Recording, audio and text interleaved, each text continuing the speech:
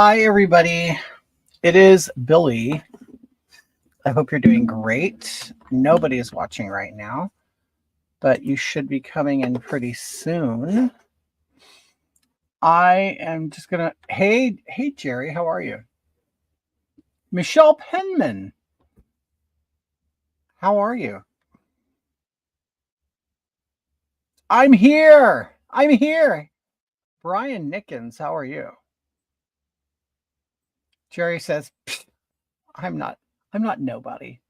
You're not. You're not. You are a person. You are somebody." How you doing, Brian? Michelle, how are you? I still like your hair. You got your new hair going on. I like it. Hi, Denether. How are you? How's it going? You're a people's too. You miss seeing me? You miss seeing like this face? This face? Hey, doing fabulous. Now, hey, Night Sky, how are you? Hey, Karen, I'm doing great. Thank you. Michelle, thank you so much. I miss y'all. We miss you. Hey, we miss you too. Have you been down south to, our friends that moved down there? I'm watching Billy. Greeting from raining. Oh, is it raining up there? I don't think we have any rain in the forecast down here. Happy birthday, us. Hey, Jen. Yeah, my birthday was 2 days ago. Yep. Happy birthday to you. Mary Cat, thank you. How are you, dear? Hi, Jackie. Ciao, Bella. Have you heard back from Blossom at all? No. And I doubt I will. The funny thing is, Blossom um called was saying that Buck Angel was a coward and all that for not answering her. I got no answer. So does that make her a coward? Thank you, Robert. Thank you, Karen. Michelle says not yet. It's been crazy busy. I'll try to head down there. Have you been down there? Have you been in the south yet? The south of Texas? I like it down there. I mean, I'm assuming it's more humid down there. Hi, Joe. How are you? Hi, Megan. How are you? So I'm just, I'm doing some makeup.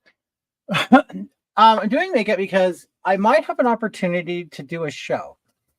Now, oh, thank you, Karen. There's been no abs. Thank you, Joe. Oh, Jackie, you're in Louisiana. I'll tell you. Hi, Madonna, Australia. How are you? I've never been to Australia, but I'll tell you, Louisiana. Jackie, I was on a 2-week run when I was a trucker going from Houston to New Orleans. And I'm telling you, that is the most humidity I've ever felt my whole life. Just driving down the road, my windows were like just gathering water and it wasn't even raining. Hey, Ontario, Canada, Christine. Hi, how are you, dear? Oh, thank you. Thank you. God. You know, it's so funny. This birthday, I turned 54. And it's like, it's not that I feel old or anything. I don't know. You just see the number getting bigger. That's all. And naturally you start thinking, well, the number's getting bigger, so I'm getting closer to death. Case Swiss, you think I look like an angel? Thank you.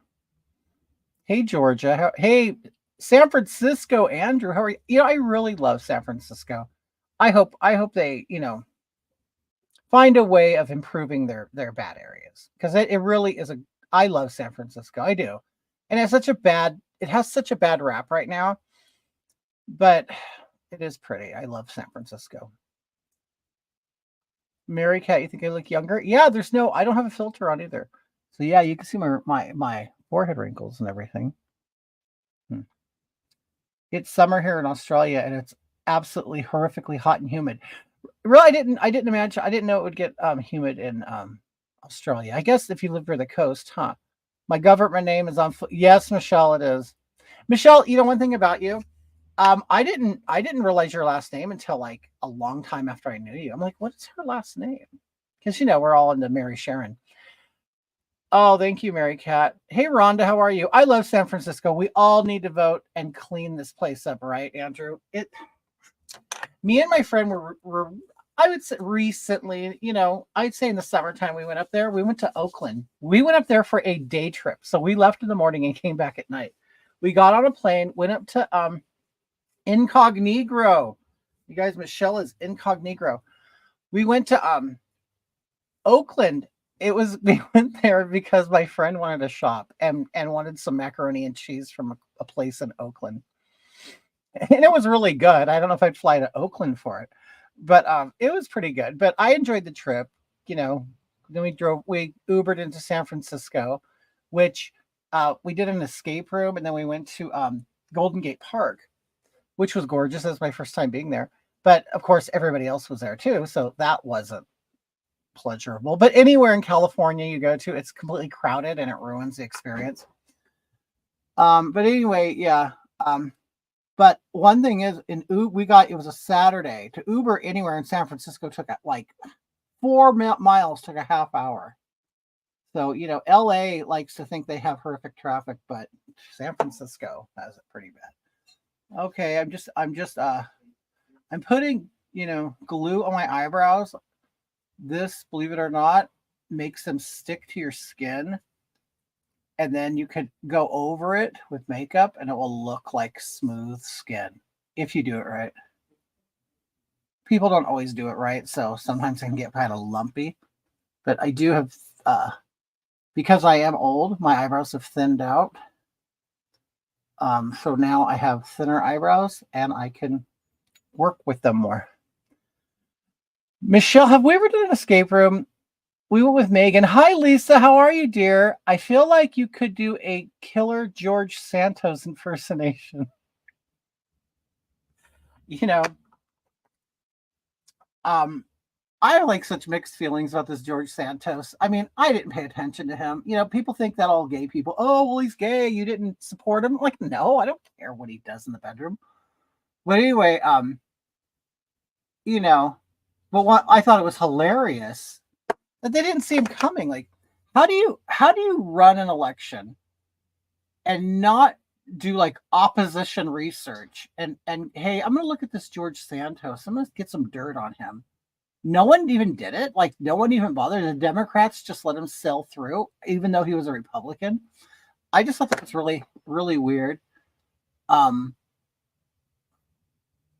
But it's funny because people are like, oh, of course, all the gays. They're like, oh, we hate him. All the, liberal gays. We hate him. I think it's hilarious. I actually think it's funny. I mean, he kind of, cheated the system. And he knew by being a fat Latino homosexual, he would be off limits to some people. Oh no, we don't want to be homophobic and ruin his chances. So, that's what I think happened. Looking fresh, Hoggy. Thank you. Freshly scrubbed face. I just shaved. You look younger than 54. Thank you, dear. Did you get hit in your eye? Are you okay? Oh, wait. It's glue. Yes, dear. It's glue. Oscar says, this is the first time I've seen you like this. I've always seen you with Hogatha. I really like getting to see you. Oh, thank you, Oscar. Yeah, this is me. 24 hours a day. I only put makeup on for this. I used to do it when I used to perform on stage. But I'm getting too old for that. Or not too old. I'm not too old. You know what it is? The audiences and the venues are too young. LA area. It's all about youth, acrobats, stunts, shit like that. And I don't, and frankly, being Latin really helps you, it's funny. Oh, I don't want to say too much. I'll get in trouble. They're like, well, you're not in character. You can't say those things. No, I mean, as you know, it's always been a Latin culture here in California. But as it gets more and more and more, how can I put that culture tends to really like itself. And I mean, you should. Who shouldn't like themselves, But they kind of, like to see their own thing over and over again. Kind of a lack of diversity in the Latin culture, as far as I'm concerned. Oh, Santos made 200K on Cameo in 24 hours. Can you believe that? You look beautiful. Oh, thank you, Angelica. Hey, DR, thank you. Billy's a handsome man. Thank you. Jason says, you're a 54-year-old man. You look good. Thank you. You're not old, Billy. Lady Bunny is still kicking. I love Lady Bunny, and I'm going to see Lady Bunny on the 20th. I have tickets to see her show. I know right when she sees me, she's going to go, oh my God, Hogatha. Because she has seen me before. And she knew who I was. Well, you and your man are hot and cute. And oh my goodness. And I'm glad to get to actually. Oh, thank you so much, dear. Mary Cat says you're still young. Hey, Lisa, how are you? Hey, DeWillis. Oh my God, DeWillis, where have you been? Me too. After you. Oh, you're going to see at Oasis? I'm going to the Catalina Club. Skincare, lots of water, no sun. I stay out of the sun. I mean, you can see that I do have some age spots up in here. I exfoliate a lot to get the dead skin off my face, moisturize a lot. I don't use anything expensive. Yes, Jared, I'm getting skinny. Can you believe it? That's the power of Ozempic. Oh my God, I have missed you. Hey Lori, how are you? Where have you been? Where you been? I've been here. I come on, I come on every once in a while. I don't think a lot of people get the notifications. Hoggy, I need your professional advice. I have a coffee. A toilet? What? Should I get a new one, or is my 2-year-old one okay? You need to get a new toilet? Well, that should last you about 20 years, shouldn't it?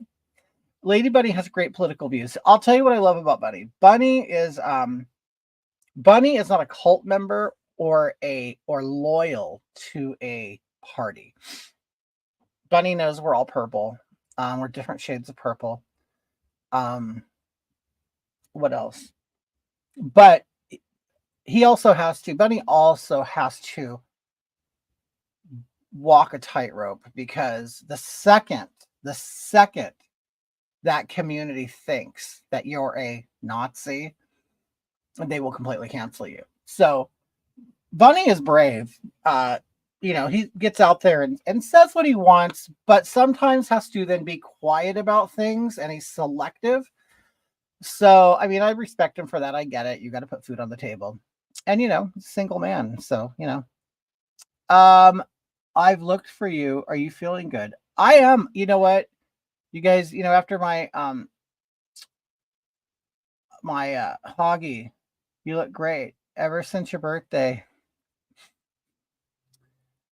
you've just been shedding the years. You know what it is? Maybe Ozempic makes you look younger too. But I keep looking at myself. People say, oh, you get facial wasting. I will say that I am not happy with something that's happening right in here. I'm losing fat right in there. So I'm getting it's caving in right there, which isn't good for makeup, But, maybe I'll lose more weight everywhere else, and then I'll have like chiseled cheekbones again. And I'm already getting my jaw definition back. Hi, Chelsea. Hi, Mike. Does Hoggy like to roast hog on Christmas? I would love it. I am all about digging a pit and putting a hog in there. You know what? I can say I do have good skin. I mean, and I'm lucky. I'm lucky for that. Because I'll tell you, I don't do a whole lot to care for it. I don't buy a bunch of shit. I don't do a religious, skincare treatment or anything. Oh no, I just drink. I think it's more noticeable on me because I'm a man. I think most men don't necessarily take care of their skin. And I get it. I mean, they're working guys and they're out there working and busting their ass. And they're in men typically work, they're the ones who work in the sun. They work in the elements and the cold wind. I mean, come on, we don't see many broads out there doing it. But I just don't think they're not into their skin. So when a man takes care of their skin, I think you could really see it. At 31 and get facial wasting already. Weight loss does that a bit. Yeah, but thank you, Angelica. Really? You lost 50 pounds on what's tears? What is that? Pediodermal threads and fillers save my face. You know what? Are those the threads that I've seen them? They'll put like in like the wrinkles right up here, and then it seems like it disappears. I'm 31. I get okay. Me too. I don't go on the sun and wear makeup every day. I drink lots of water. I just turn. Yeah, Mary. It's not, and you probably look great. I mean, you have a little picture. You don't look like a 67-year-old woman from here, but really, I think it's like minimal skincare. And you know what? And honestly, I don't have Mongiorno. Okay, which is okay. It's the same. It's sort of like the Ozempic, right? Hunka man. Thank you, Chris. So now I'm just gonna powder over that glue. What it does is kind of like a spackle on a wall. It'll fill in the cracks between the hair. And it'll stick to the glue, and hopefully you won't see them when I put the makeup on. I'm 68. Eat well, drink water, and fresh air. No sun. Hey, Bridget, how are you? Yeah, in moisture, people think like all the moisture goes on the outside. No, it doesn't. The moisture comes from the inside, and you need products to sort of kind of create like a film or a layer on your skin. It will kind of hold the moisture in longer. But I'm telling you, I went to school to be an esthetician, which is all skincare, makeup. 20 years later, I went and got a full cosmetology license, which I hated being a cosmetologist. That's why I stopped. But yeah, while I was in there, I learned a lot of stuff. A lot of skincare shit is hype. That's one of the first things I learned the first day of school was, cosmetology, beauty, whatever. It's all a business. That's all it is. And a business relies on new customers. It relies on problems. It relies on you fixing problems.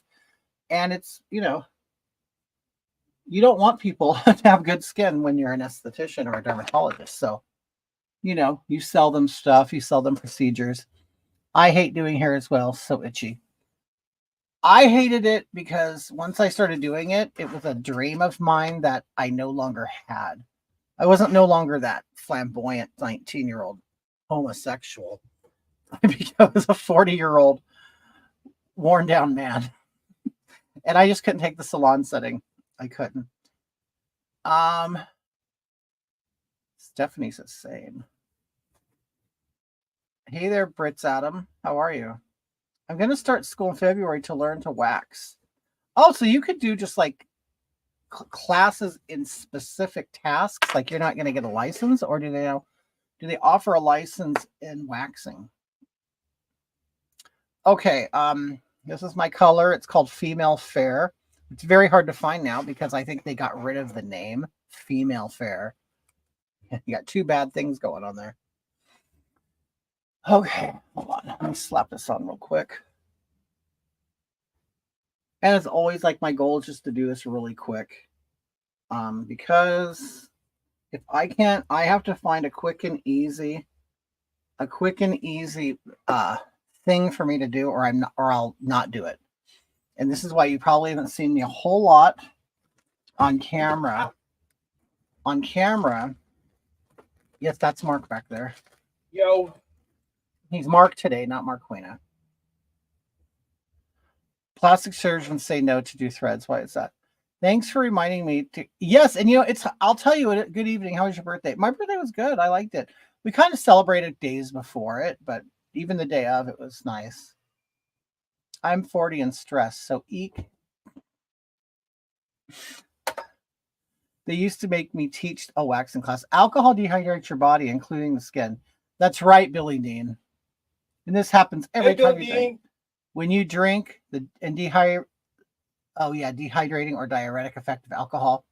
And also, dehydrolyze yourself. Caffeine is a diuretic as well. It makes you piss. I do have a TikTok. My latest one got canceled as usual. I'll give you my new one in a second. Well, it's kind of like an old one that was reactivated. It's almost like they forgot and they go, "Oh, we'll just start this one up again." But I don't have 1,000 followers, and you have to have 1,000 followers to go live. I would like to go live on TikTok again.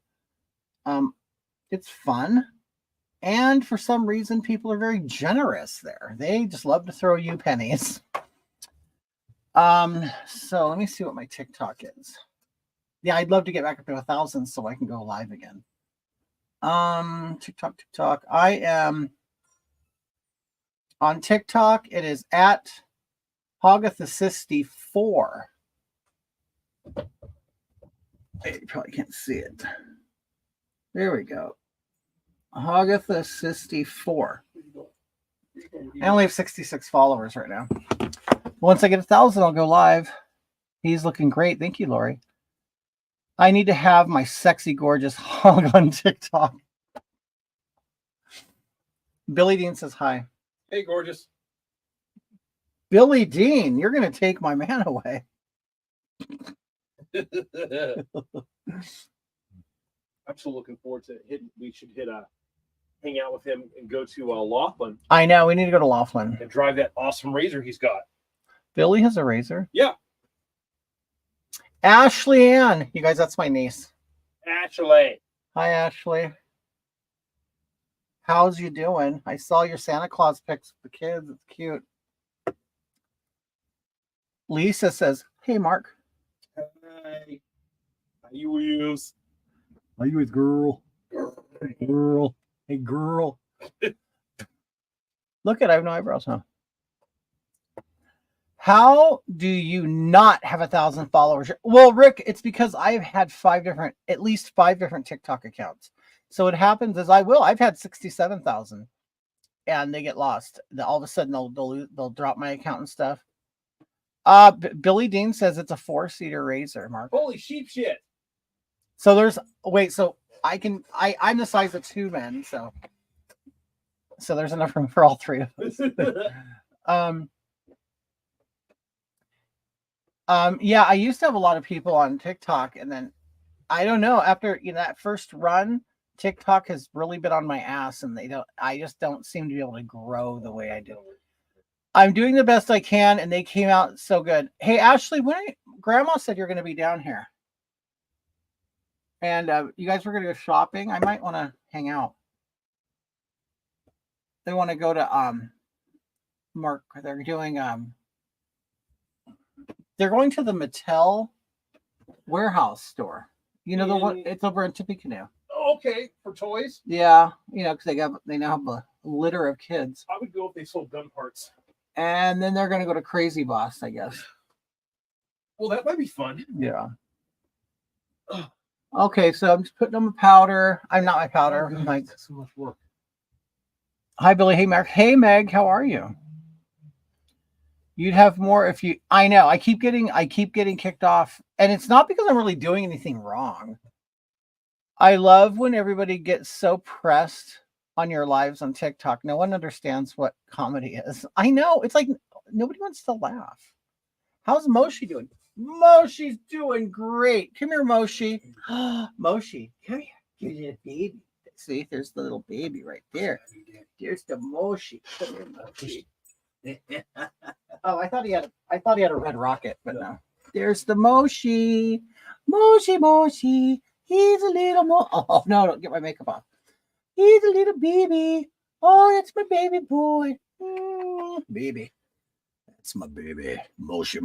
Moshi, look. Oh, I'm so cute. I'm adorable little baby. Okay. All right, get out of here. Okay. I'm good, just busy with the holidays. Isn't it? The holidays are horrible. Parrot Girl says, hey. Wait, I saw Blossom in there. What are you doing? There's no debate I'm doing with Blossom. I'm just welcoming Blossom. Do you guys know who Blossom is? Like, I know some of you have no idea who Blossom is. Yeah, Moshi's gotten big. He's full grown now. I'm coming down tomorrow by myself. I guess Mallory's not coming. Okay. Well, I'm not going if Mallory's not going. I'm kidding. Yeah, Mo, she's cute. Yep, thank you. Yep, my dog's cute. Okay, Ash, I'm looking forward to the chocolate. Have you guys ever had chocolate with mushrooms baked into it? And you know what kind of mushrooms I'm talking about. I'm kidding, Ashley. It's always a competition with you guys. Always. Okay. No, actually, bring some of those. I'll buy it. No, no, she said she's bringing. Ashley. Mark says, he can compensate you. Oh, hey, Stacy Lynn, how are you? Mark, that's Stacy from where we, Shamrocks. Oh, hey, Stacy. Yeah. With the great titties. With the boobies. With her breasticles. Those great titties. I'm always win. Wait, now Ashley, she said, hey, baby. Ashley, now is it going to work this time? Have any of you guys done mushrooms? I mean, I don't want to get you in trouble by having you admit it. Oh, Stacy, I wrote you back on Instagram if you didn't notice.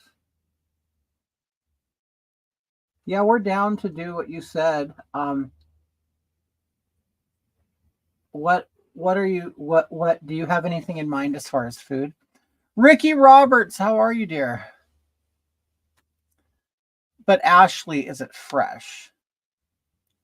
Chelsea, I've never done mushrooms. Even at my age, I've never done them. But I hear like some states are actually legalizing them as like a therapy. Like, I guess, it kind of works on long-term depression. I've heard. And I'll be honest, I think I've had like an undiagnosed long, slight depression going on. Never did mushrooms. I'd probably end up in a hospital. See, that's what I'm afraid of. I'm too crazy. Jennifer's too crazy. Josh says they can be fun. Ashley says, yes, it's fresh. They grew in my backyard. We have cows. Really? Would you pick them or what? Like, oh yeah, they grow in poop, huh? And Stacy, were you thinking, is this an adult thing or is it a family thing? Are your car keys in your pocket? Check in my camouflage shorts. Yep. I'm gonna use your car. Okay. In the store. And I'm gonna leave him in the house. Okay. And be back in a minute. You're going to Cardina's? Yeah. Okay. I saw the thing on the table. But you don't have to get it because I need other things and I have to get it. Like, you're not going to know what to get. Oh, you're not going, baby. You're not going. Moshi, you're staying home. Mark's going to go store and Moshi just thinks he should be able to go anywhere. And I'll take him anywhere, really. I just won't take him to the grocery store. Some people will, take their dogs in there. And I just know people don't like it. And I just want to avoid problems. But we will take him into Walmart. I know some of you heard about what happened with the farmers market here in the city, which is so stupid. Ricky says, I did mushrooms in college 30 years ago, and I still think I'm feeling the effects. It helped me with my emotional baggage, really. In second year of my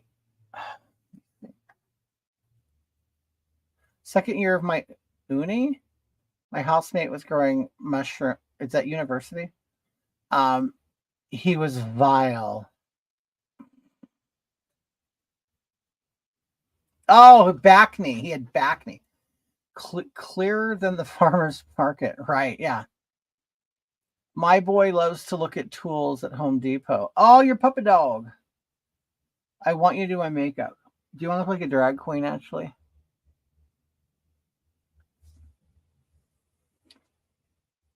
My sister did that once and was on a great trip. And as soon as someone told her how they are grown, that trip went bad really quick.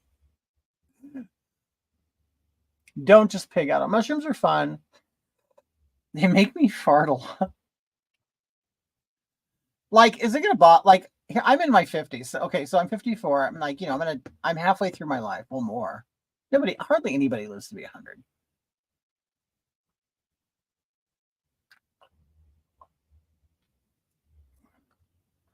You've never even smoked marijuana, Chris?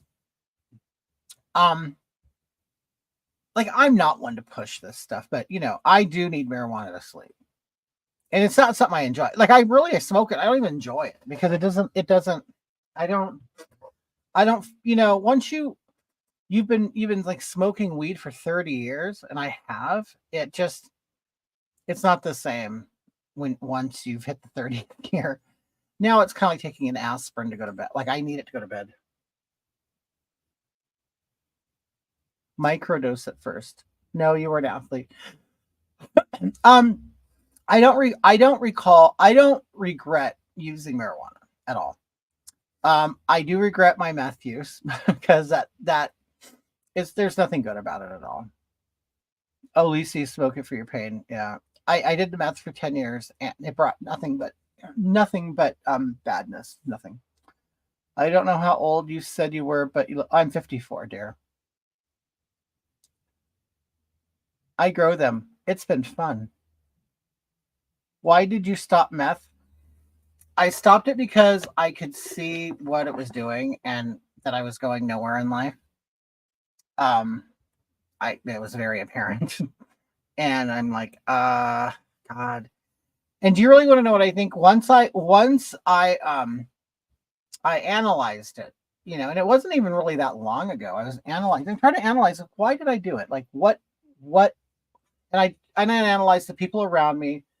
I did it with, like, my brother, his ex, my ex, they knew each other. We all like kind of partied together. And I don't know, you just start seeing what's going on with people and nobody's moving forward in life. Nobody, no, when you're on meth, you don't move forward in life. You stay stagnant. And from my experience, you kind of stay in the mentality of when you started doing it. So I was 17 when I first started doing it. I got off at 27, but once I stopped, I'm like, I feel like I'm a teenager again. And I think a lot of people do meth or get hooked on it and stay in that lifestyle. And I honestly think it's because they don't want to grow up. That's kind of what I think. You just don't want to grow up. So you continue doing drugs and you stay in this mental state until the day you decide to quit. Sorry, I had to shower. I got the shits and had to shit at 7. You're kidding, Stacy. How embarrassing. Oh my God.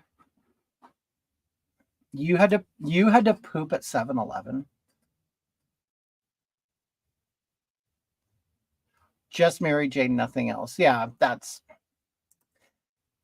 the thing is, it's funny because I quit marijuana recently for 3 months. Well, I quit it for a year because I just, I thought I was going to get back into trucking, but I decided not to. So I go, well, I got to quit, because they're very strict against that, when it comes to being a truck driver. So I quit, but it took me 3 months. Oh, NY Leo, thank you so much. I appreciate that. You get okay, so I couldn't sleep anymore. So I went 3 months of barely sleeping. And finally my body regained the ability to sleep. Oh, neat. Thank you so much, dear. You're a sweetheart. But funny, they're talking about meth. Your daughter's dad died 1 year ago today from it. Wow. Yeah, it's ugly. It's ugly. It is. It's awful. It's an awful drug.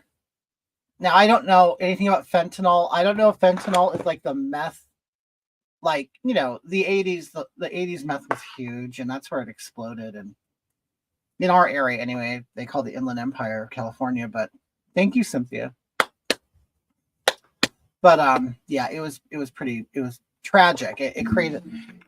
Okay, so when I went in for my heart problems, the doctor asked me, so have you done any drugs? And I said, yeah, I'm honest. I'm very honest. But yeah, for 10 years I did meth, like, daily. and he goes, "Were you raised around here?" Which is, yeah. And I go, "Yeah." He goes, "You have no idea how many people your age are coming in with heart problems now," and they have like said that they completely believe that it's like the prior meth use. But it's a great party drug, I'll tell you. Keeps you up, it keeps you going. Oh, and you stay so positive and energetic and enthusiastic until you come down, and then you're a monster, and then you need more to get back up. But yeah, it's terrible. It is. I'm just patting white right here before I put my other color over it, because I want it to look rounded. So if it's really light here and it gets darker like this, then it looks rounded and smaller. Holy time machine. I walked away for 20 minutes and you look even younger again. I'm afraid to step away to go pee. Because I might come back and return and see an infant applying his makeup. Thank you, Mary. What's the difference between meth and amph? I don't know what that is. Methamphetamine? It's the same thing. Ricky, don't. You're too pretty to do meth. You're too pretty to do meth. He fell at my feet when I opened his car. Oh, your brother. I'm sorry. Wait. My brother died of fentanyl overdose last year. You're kidding. My God. That is awful. Yeah, and I know nothing about fentanyl. I just know that it's very big here. So I don't know if that's become, replaced meth. I don't know. But I have a niece who's a social worker in Arizona, and she says it's really big there too. So all this, and she's not a conservative person. She admits, to what, kind of what the right says all the time. Hey, Divine Waters fan, how are you? Don't meth yourself up. I don't, Parrot Girl. Thank you. I don't have a skincare routine. I don't even wash my face every day. But when I do, I'll exfoliate, moisturize. I don't do toner because that's like to alcohol, and it will, and if you put like an alcohol on your face, if you put anything on your face to dry it, your skin will say, "Oh shit, I need to put more oil." And oil is not moisture. Oil is like kind of like a protective layer. Moisture and oil are two different things. Moisture is water, oil isn't. Hi, Monica. I've been here. Granted, I have not been here regularly, but I've been here. Okay, so I kind of have this idea for my new eye, and I kind of not a new eye. I guess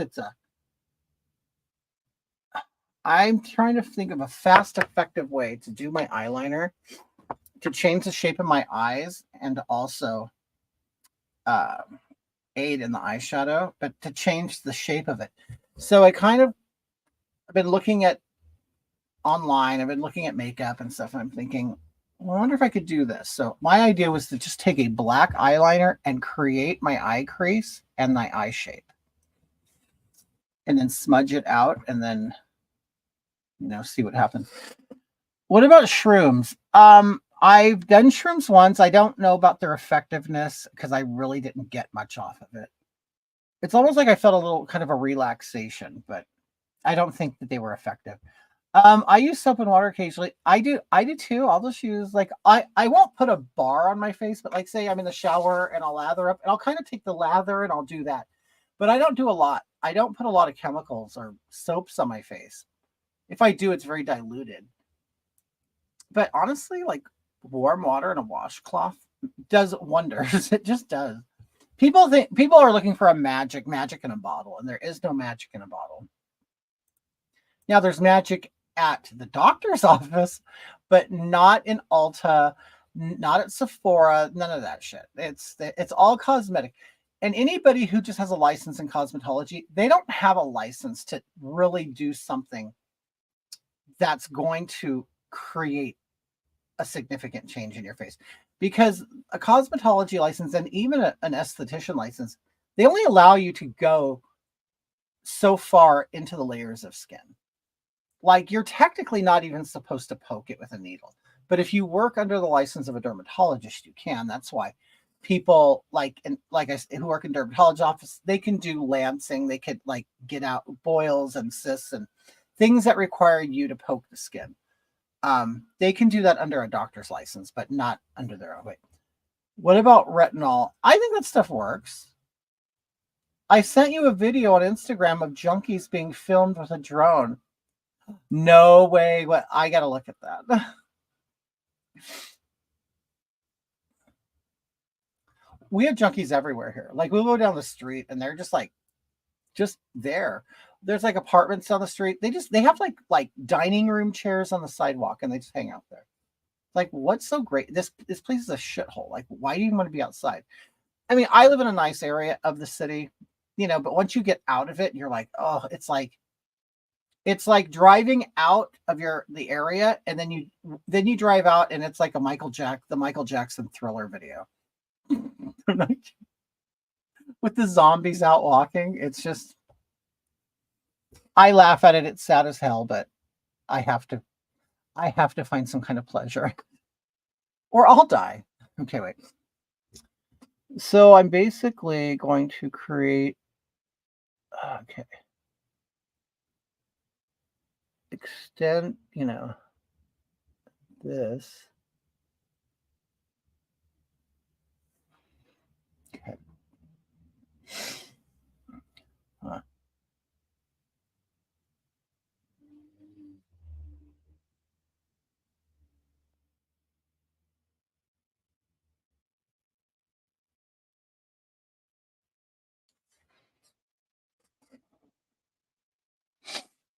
Yeah, San Bernardino is definitely, even when I was a teenager, I didn't live here as a teenager. I lived in the neighboring city in Riverside, which is like 15 miles away. It's not far.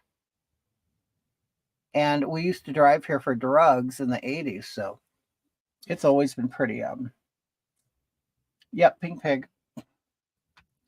It's been a rough town since I've been a teenager, and it's just gotten worse. So this town has been in this state for at least 30 years. At least 30 years. Okay. Zen Brown, thank you.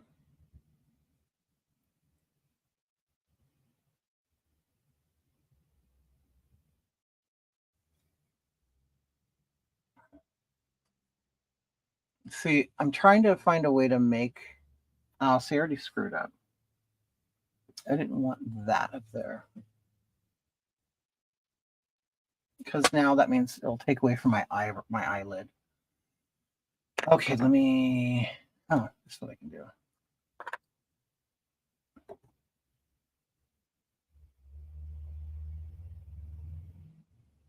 There, let's make it disappear. Okay. Will you ever go back to that farmer's market again? Do you know what? They had a Christmas tree lighting ceremony there. And okay, so the director of Parks and Rec invited me to go. She goes, I would love to meet you. Like, I'm like, why the hell does she want to meet me? It's funny. Maybe she enjoyed my email. But how was your birthday? It was great. Went out to dinner like days before. Norma Perez. I haven't seen you in a long time. You've probably never seen me look like this, have you? You haven't seen me in a while. Norma Perez. I'll never forget Norma Perez. Norma Perez used to be a hater. But then a lot of you used to be haters. But anyway. But me and Norma, we patched things up, became the best of friends. We attended each other's children's weddings. But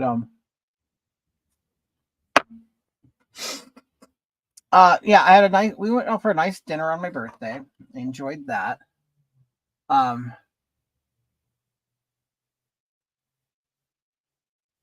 what am I doing here? Okay, I want to do this. Okay, all that will be black.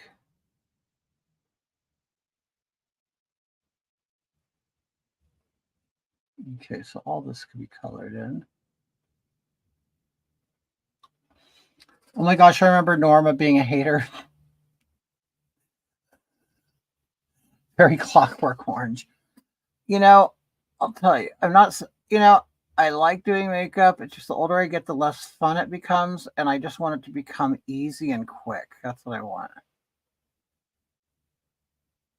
And of course, I have to overdraw everything and make everything bigger and clowny.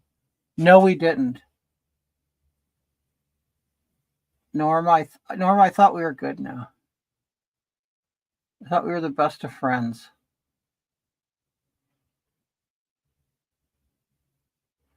Well, I guess not, Norma, huh?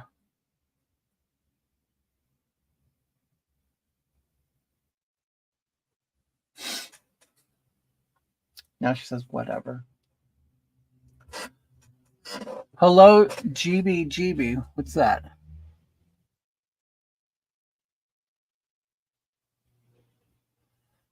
Hey, Norma, what are you doing? What's up, Norma?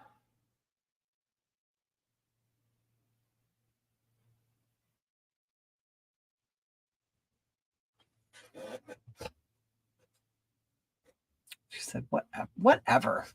Whatever.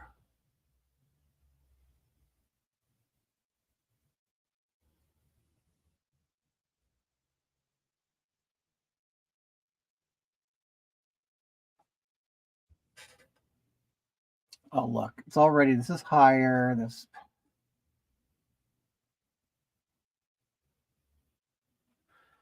Hey, you guys see my, where I'm on taste the biscuit. Taste the goodness, that's the biscuit. Taste the honey sauce.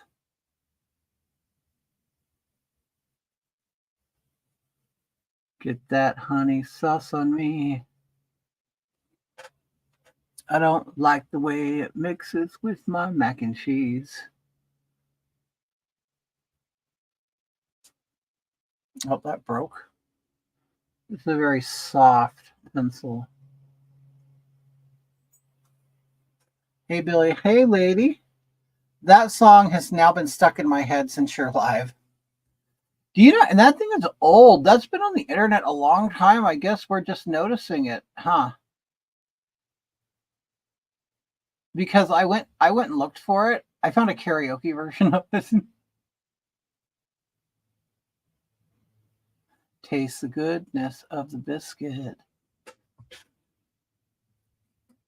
Aren't you moist like mac and cheese? Macaroni in a pot. That's how moist I am. Macaroni in a pot.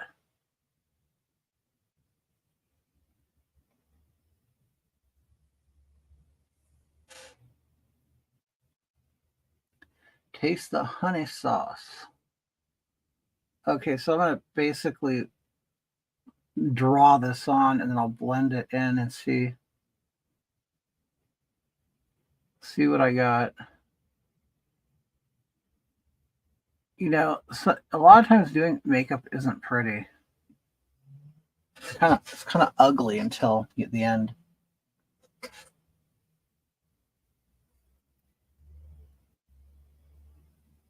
Taste the biscuit. How are you, Marquina? We're doing good. Marquina right now is at the market doing some shopping. Looking for something for dinner. I want to make some pozole, which is like a soup.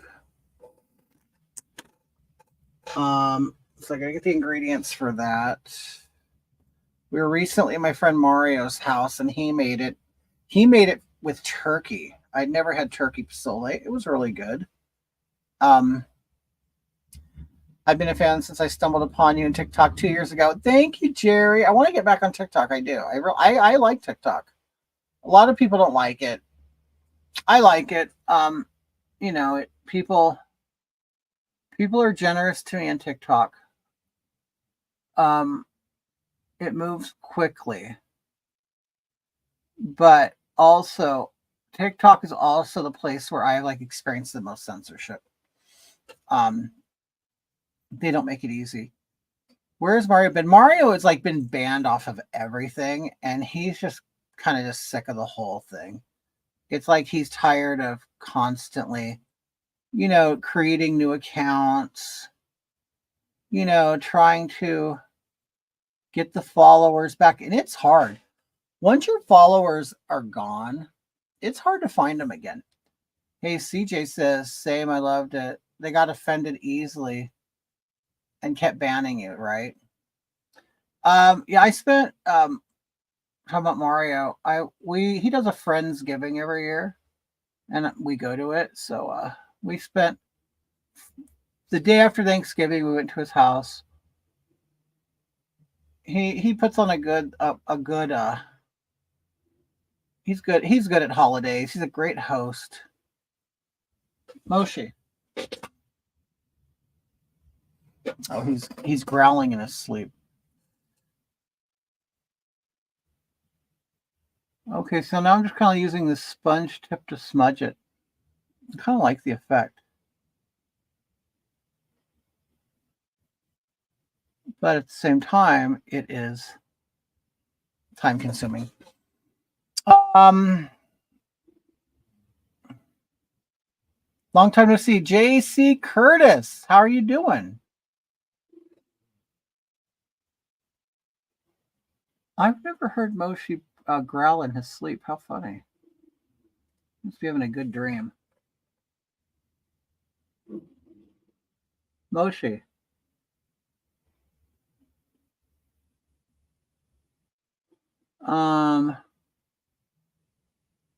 So anyway, yeah, I'm trying to do more as Kitty.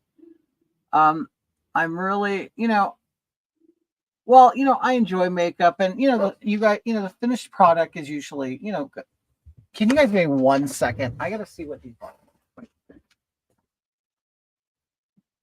What do you want, baby? You want to come in? Come on. I'm sorry, I didn't know you were out there. He was outside the bedroom, and I have a baby gate up. Mark went to the store. And forgot to open the gate. He's dreaming about Oscar. Good, thanks. Hope you're doing well, looking healthy. Thank you. I am. I'm doing very healthy. In fact, my cardiologist says, you're doing great. I don't, I was going every 3 months to go see him. And he got to the point, it's like, honestly, you're doing great. I don't need to see you for a while. So that was awesome.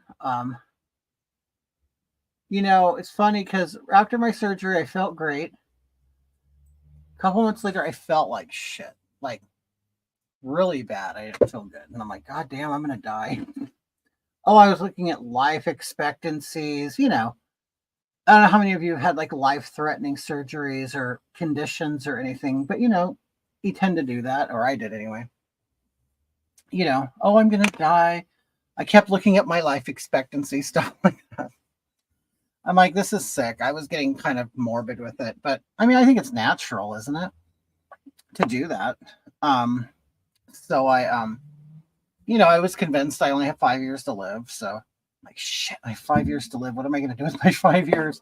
And I'm like, well, I'm going to get a little doggy to keep me company. And then the doggy will be close to Mark when I die. I went through all this. I know you guys know what I'm talking about. When you've had like a life or death situation, you start thinking that way.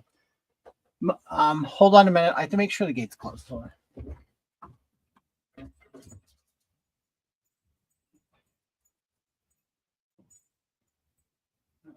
Moshi, you're going to stay in the house.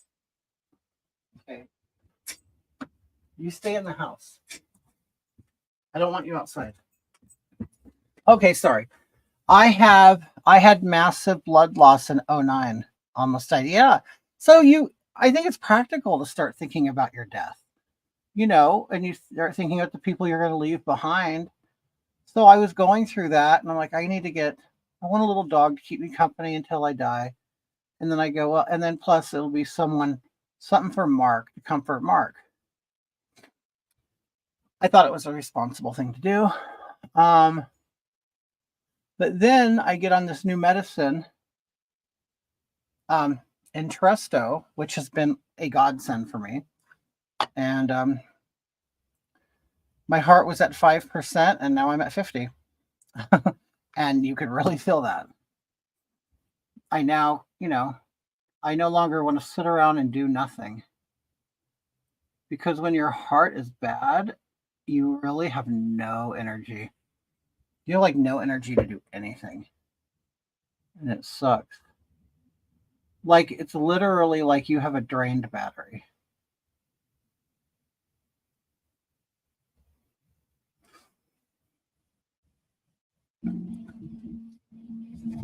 Moshi is dreaming of farmer's market. I had a calcium buildup on my heart valves, and some went into the valve, caused a minor heart attack about 3 months ago. How are you doing, JC? Are you on any medications or? Sorry, I keep hitting the microphone. Oh, I'm feeling great. I feel better than I did like when I was 30, honestly. Yeah, once they clean the pipes out and reroute your heart with like bigger and more healthy veins and stuff. It's like, so what happens is the arteries in my heart were blocked. So it's kind of like a traffic jam, and there's no way the blood can go anywhere. So it just starts backing up. And then all your organs start basically failing or whatever. Like I was retaining a ton of water in my lungs. So it felt like I had water in my lungs, which I did. And when I would talk, you could hear gurgling, like there was water all the way up to here. But that's why they give you diuretics, so you pee a lot. But I'm good now. Everything's working again, so, and better than it was. I mean, because you don't all of a sudden just get a heart blockage. It takes time. So before it fails, it's slowing down. And, you could be losing energy. You could be tired. And, naturally you're thinking, oh, I'm just getting old. Well, no. Yeah, you are getting old, but you're also getting blocked up too. So, no, honestly, yeah, you guys should go get your heart checked. Especially any of you like past drug users. Unfortunately, all the drugs that you've done in your past, it still matters. Your body will not let you forget that you abused it. Your body doesn't forget. So even if you've been fat, I was almost 500 pounds at one time. That's what caused the blockages. I may have lost the weight, but it doesn't get rid of the cholesterol built up in your body, in your system. Okay. You can tell you look way better. Yeah, my skin tone's way better. I'm better now. They went in with scopes. Have to be checked every quarter. That's good. I'm on medication that requires me to have a heart check every year. Well, you better get that check, girl.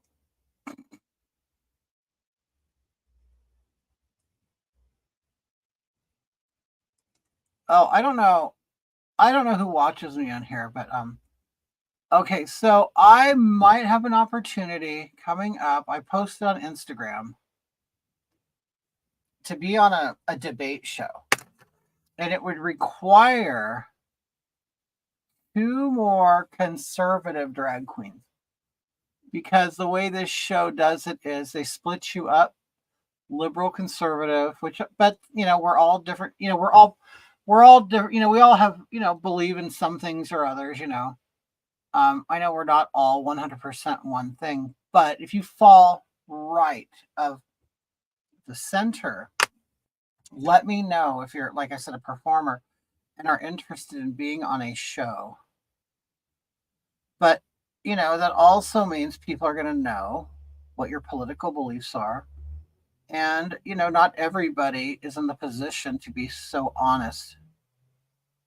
I know many people who lie about what they believe so they don't lose their paycheck. So, if you don't have much to lose, you know, you could be on a show and it's not set in concrete. We're trying to get it together. So, uh, lady, yes, that is one we're trying to make it happen.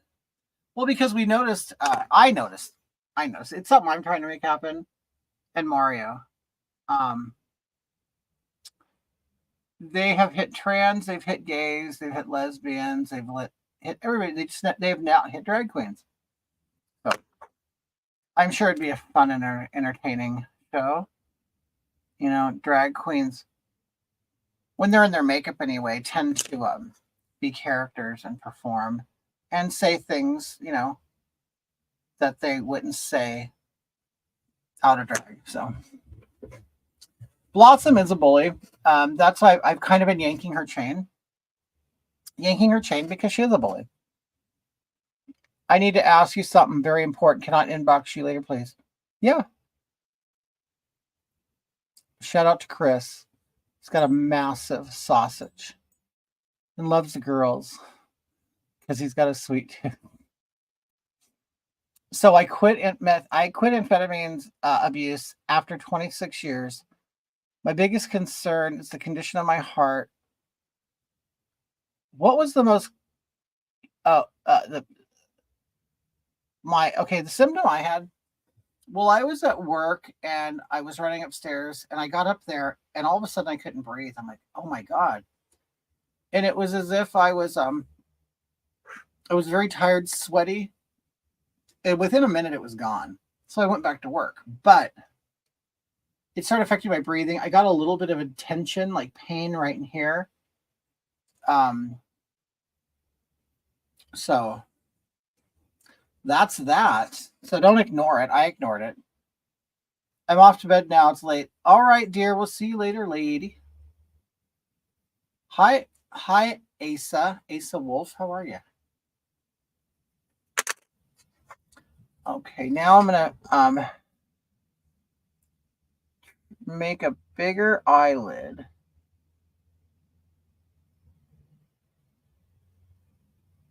There we go.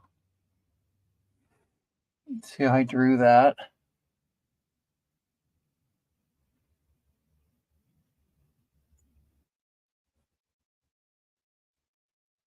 There. Northern Ireland, how are you? Lucy.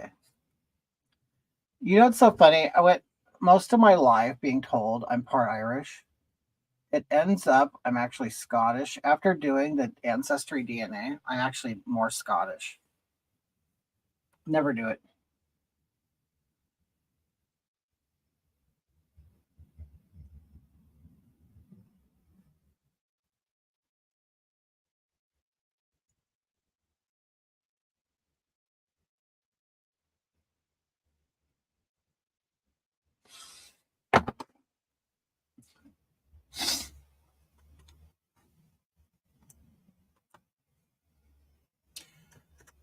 I love the Jeffree Star beer. So do I. I love it.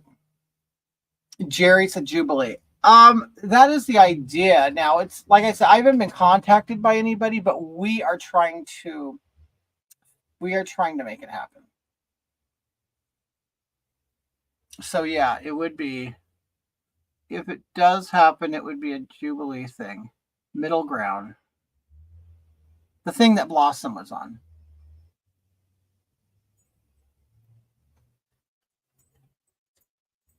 I'm Scottish too. That strong, tough people. Like, I'm heavily Scottish. Like, that's the biggest percentage of my makeup is Scottish, and I had no idea. Yeah, let me see. I am.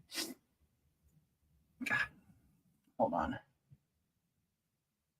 Yeah, I'm 20. Well, no. Oh, never mind. It switched. I'm wrong. I'm sorry. It was Scottish. It's Welsh. I'm 25% Welsh, and then like 15% Scottish.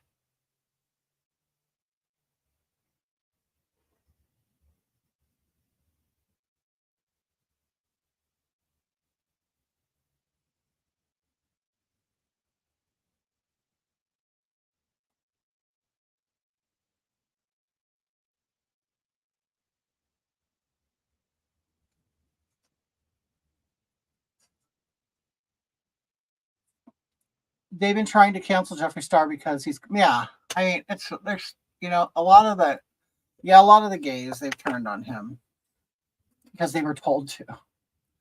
Something I hate. It's so funny. It's about the gay community. Oh, we're so strong. No, you're not. You all follow each other. Yeah, it's so funny. I've never taken much pride in the gay community, even though I'm gay.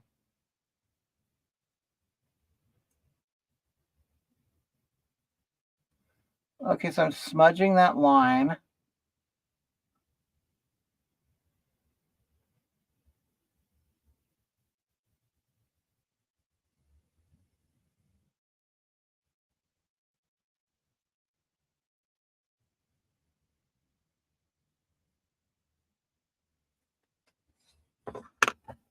I'm 43% German and Japanese. No shit.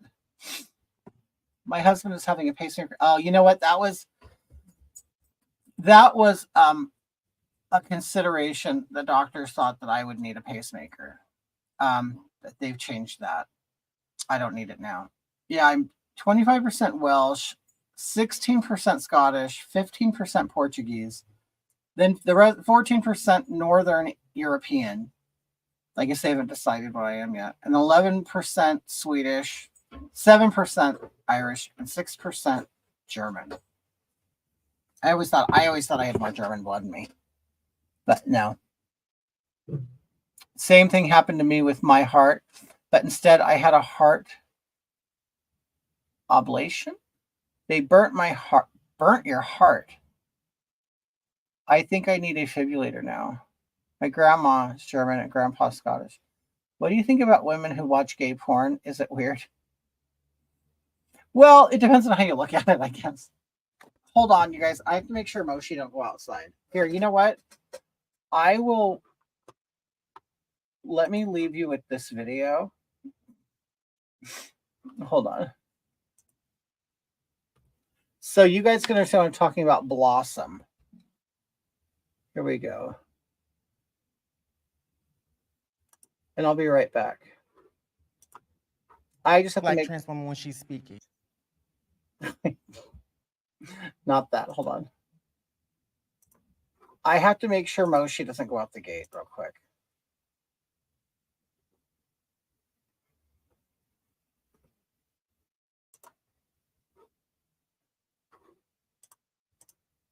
A black transformer when she's speaking. Hold on. But yeah, that's the one. I hate that person. I mean, that's right. It's hard. Okay, hate. Oh no, here's Moshi. Moshi, come here. Okay, never mind. Because Mark left the gate open, and I'm afraid he'll go out. You stay in here, okay? Good boy. Don't forget, yes, 2% African. What do you okay, gay porn. Okay, so this is what I think. Okay, straight men will watch lesbian porn. Okay. So is it any weirder? I don't know that a woman watches gay porn of men, because I mean, some gay porn is very. I know it's hard to believe it, but kind of masculine. Like, I mean, it's two guys going at it. Now, yeah, it's gay, but they're not necessarily sissy guys. I mean, they have some built, good-looking guys, and some, depending on what you want. But I don't know. I don't know if I don't know what I know guys, they'll like fantasize about women having lesbian sex, and I would assume that some women would, because the man does it, the man watches it because they think, oh, I'm going to get some, I want some of that. And guys are always thinking that they're better than what they are. I know that about men. But anyway, but they, what's I going to say? I don't know. I mean, you're seeing two good-looking men going at it. I mean, I don't know. Karen likes watching gay porn. I have female friends that like watching gay porn. And so I don't know if like maybe the fantasy is that you're with the two of them. I mean, I know that's how guys feel when they watch lesbian porn.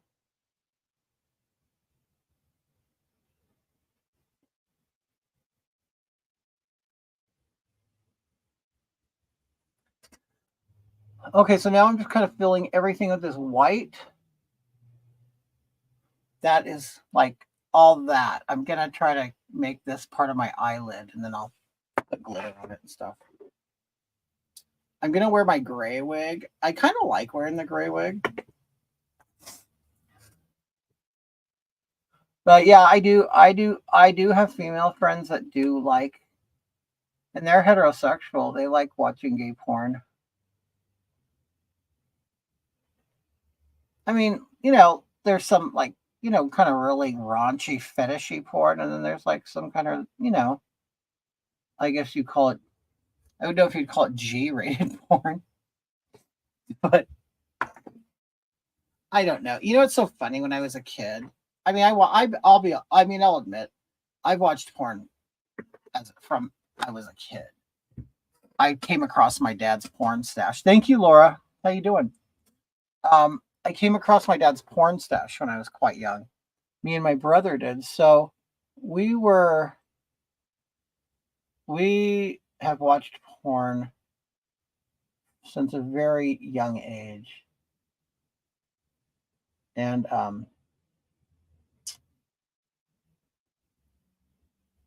I don't know what my point was.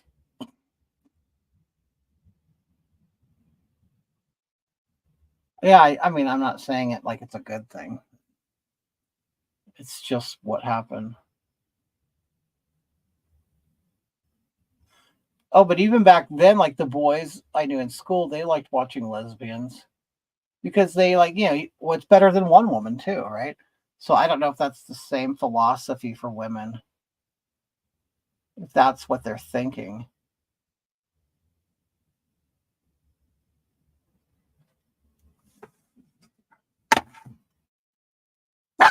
Rex says, looking real sweet there, Hoggy. Thank you. Thank you very much, Rex. I do still plan on doing, I'm going to do a seance. I'm going to do a seance for Huge Ass. Now, when I put my eyelashes on, see, the problem is I'm trying to make this part of my eyelid, and we clearly can see it's not because my eye is right here. But when I put my big eyelashes on, it should cover that. The thing with drag is it's all, if you look at it hard enough, you're going to see the flaws. You're going to see the real lines on the face. That's why I can't stand when these drag queens go in and read to kids under like bright office fluorescent lighting. It's like, you're actually scaring the kids because, these drag queens you see online, and I'm going to admit, I don't do it. Hoggy, wait. Hold on, Karen. It's more of another man can get another man off. It does something to me. Oh, really? Huh. My friend got me a new chonky Madonna biography for my birthday. I had this one goes in deep. Oh, really? In her plastic surgery. That'd be interesting. Came across my stepdad reading material. Okay. once, lol. The stuff I read was pretty gross, like incest type stuff. Oh my god. Yeah, there's like there used to be a lot of magazines kids could see. Porn magazines. Hustler, Playboy, Penthouse, Cherry, all kinds. I mean, these are like the straight ones, but then there was one in there I remember you could read stories, and it was called Beaver Hunt. That was funny. We used to laugh at that. Um, Beaver Hunt.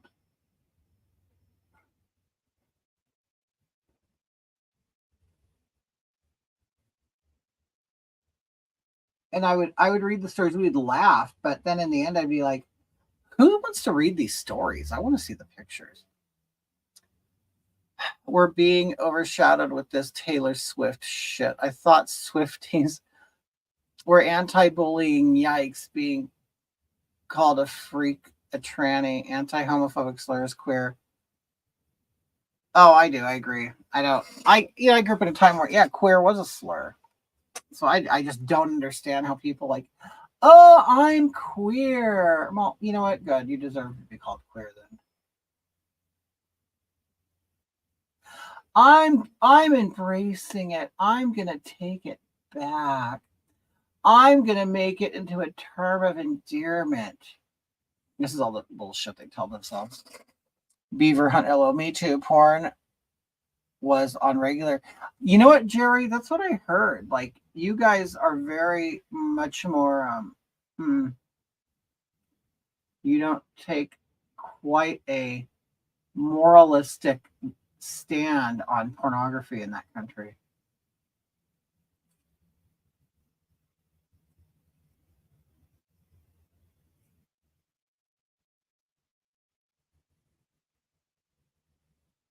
Okay, I'm already spending too much time on this, more than I wanted to.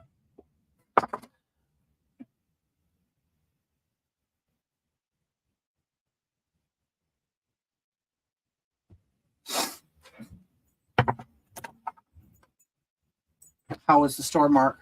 Oh, very slow. Really? You went to Cardina's? Mhm. Did you get chicken? I did. $6. $6 for what, 8 pieces? You get 4 legs and thighs, Yeah. tortillas, and salsa. All right. Well, all right. Then I got some chips and salsa to go with it. Oh yeah. Chips and salsa. So did. Show did. She can take Mr. Pfizer and move out of the US in 2024. Who's that? Who are you talking about? It's because then they can call anyone who criticizes non-binary as queerphobic, which sounds a little bit more serious than non-binary phobic.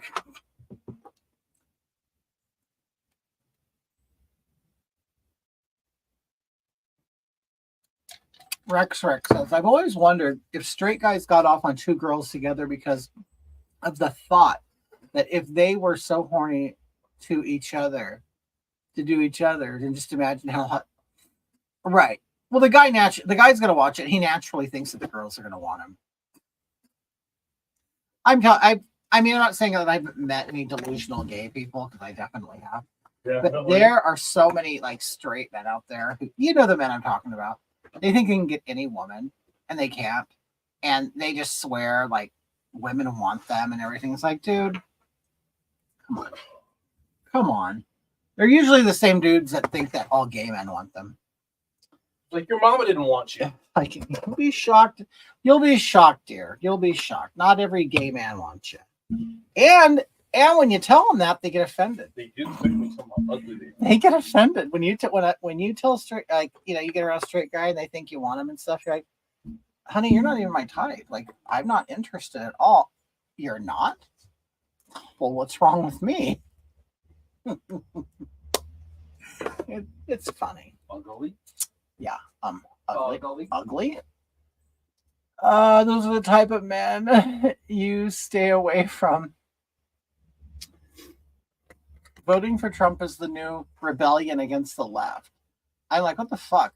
What did the left become conformist? I know that's the funny thing, Asa. You're absolutely right. It's like when I was growing up, to be like patriotic and stuff like that was considered you're a square, you're a nerd, whatever, you're a geek, you're not any. Now it's become that's the rebellious thing to do, which is very strange. Like it's a whole different world. And I never thought that I would see like this gay community like just completely fall over themselves to please people. They love pleasing the government now. They love pleasing celebrities. They love telling people what they want to hear. It's just very strange. Very strange world we live in right now.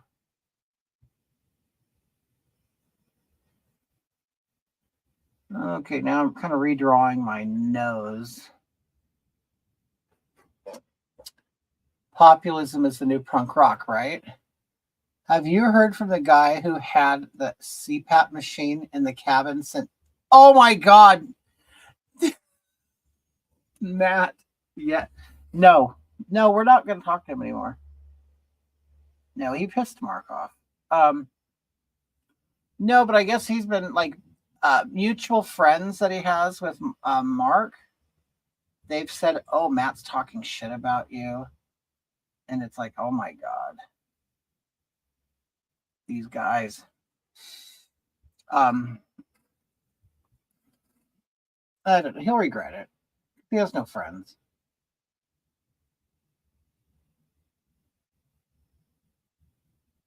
He has no friends, and he'll regret it.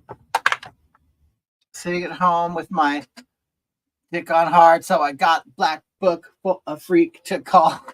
Picked up the telephone and dialed the 7 digits. Said, "Yo, this is Marquis, baby. Are you down with it?" I arrived at her house, knocked on the door, not having no idea of what the night had in store. I'm like a dog in heat, a freak without warning.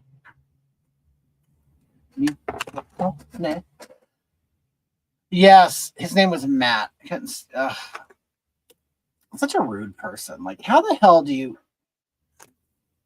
I'm not saying you're rude if you have a CPAP machine, but come on. It was horrible. Mark, you know what? Yes. I was just asked, hey, whatever happened to the CPAP machine guy? Oh, God. Isn't that funny? God, hopefully he's dead. Yeah, I said he was talking shit about you to some other people that you guys. Hopefully his CPAP malfunctions. Actually, that fucker is so ugly and miserable, his life is enough punishment. Well, yeah, you don't want him to die. I was only nice to him because I thought he was ugly, fat, and disgusting and lonely. I was trying to be a good person. You are, Mark. But I'm stupid. Mark, you know what? You really put yourself out there. You know? You do. You're a good person. I mean, that reinforces there's no reason to be friends with ugly motherfuckers. There's just no reason for it. Yeah, Mark. Thoughts on Javier Miley? Who's that? I remember you said missionary and he likes to kiss. Yes, he gets hookers. And he says he makes love to them and he only does missionary style and because he wants to make out with them. Hey, Hogatha, I grew up in the punk scene, but today I'd be considered right-leaning. I found you a while back when you went viral. I like you because you're like the old gay guys I grew up around. Yeah, they stopped making good gay. They stopped making good gay people. I was born in 1969. They stopped then. No, I'm sure. I actually have a lot of young friends that are good. It's so funny because millennials and even Gen Z, they get this bad rap because a lot of them are assholes. But most of my friends are millennials, and I have a few Gen Z friends. There are some decent people out there in all age groups. Argentinian leader who called. Oh, is he the dude with the hair? Oh, he's cool. I like him. Sometimes it's worth being friends with manky people just so that you learn how manky and stanky their lives really are. Plus, you're the pretty one.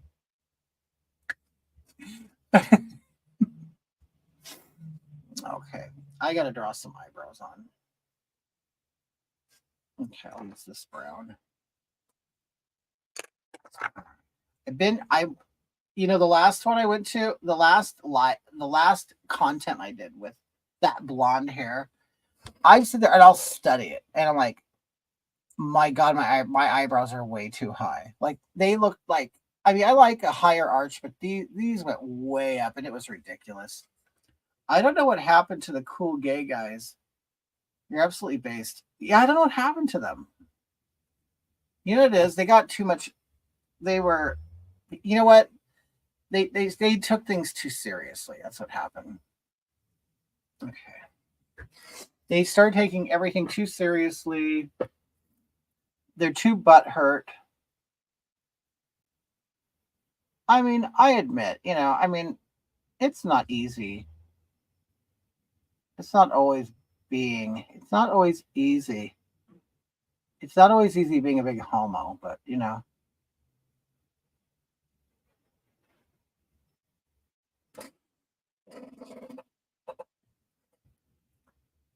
But I'll tell you, it's never been an easier time to be a homo either. So I get tired of hearing these people cry all the time. Like, shut up. Doesn't homos have never had it so easy as they have it now. So just shut up. I could imagine it's like there was some like black slaves still alive, and they see what some of these like young black kids are saying and doing. It's like, dude, you act like you were picking cotton. You didn't do shit. It's like these new gay people, they haven't had to fight for any rights or anything. It's like, what are you crying about? Like, what the hell are you crying about? I don't get it. Could we have a moist? I have Twitter, folks. I have Twitter. Oh, okay. I have Twitter following me at these two accounts. If you're punk rock, okay. They won't know anything about pre-2000s. I wish you had a bigger audience. You could be below. I did. You know what? All of my accounts have been canceled, and I like Facebook. I had like 70,000 or something. That got taken away. They find a way of getting rid of you. They do.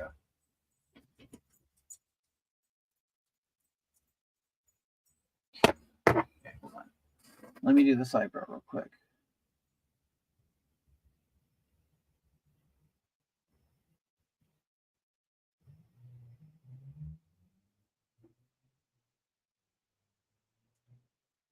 Okay, I'm almost done.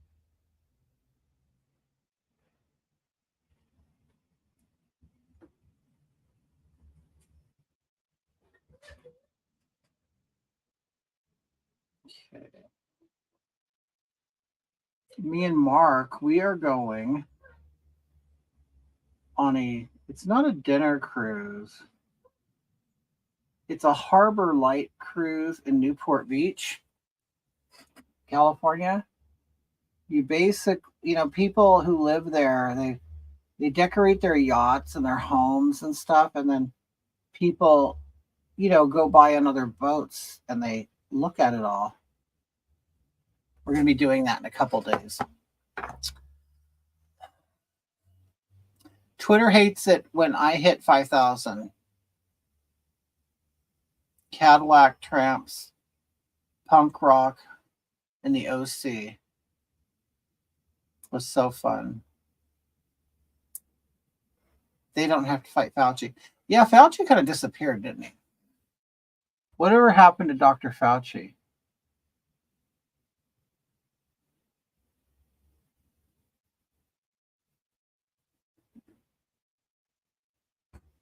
Okay, I just need to make an indication of my brows right now. I'll fix them later. You're in California, yes.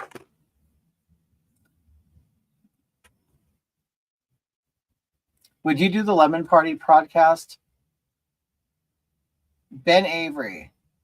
He was Tim Dillon's previous producer before that. Oh, I would. Yeah, I'm up to do any podcasts or anything. Mike says, Hogatha, you know, I'm all seriousness, maybe in all seriousness. You probably had your channels canceled because of the political parody endangering the left agenda. Oh, totally. Yeah, no, whether it was the actual social media people or what happens is I'm a victim of, and I've never heard anybody say this, but I call it bully reporting.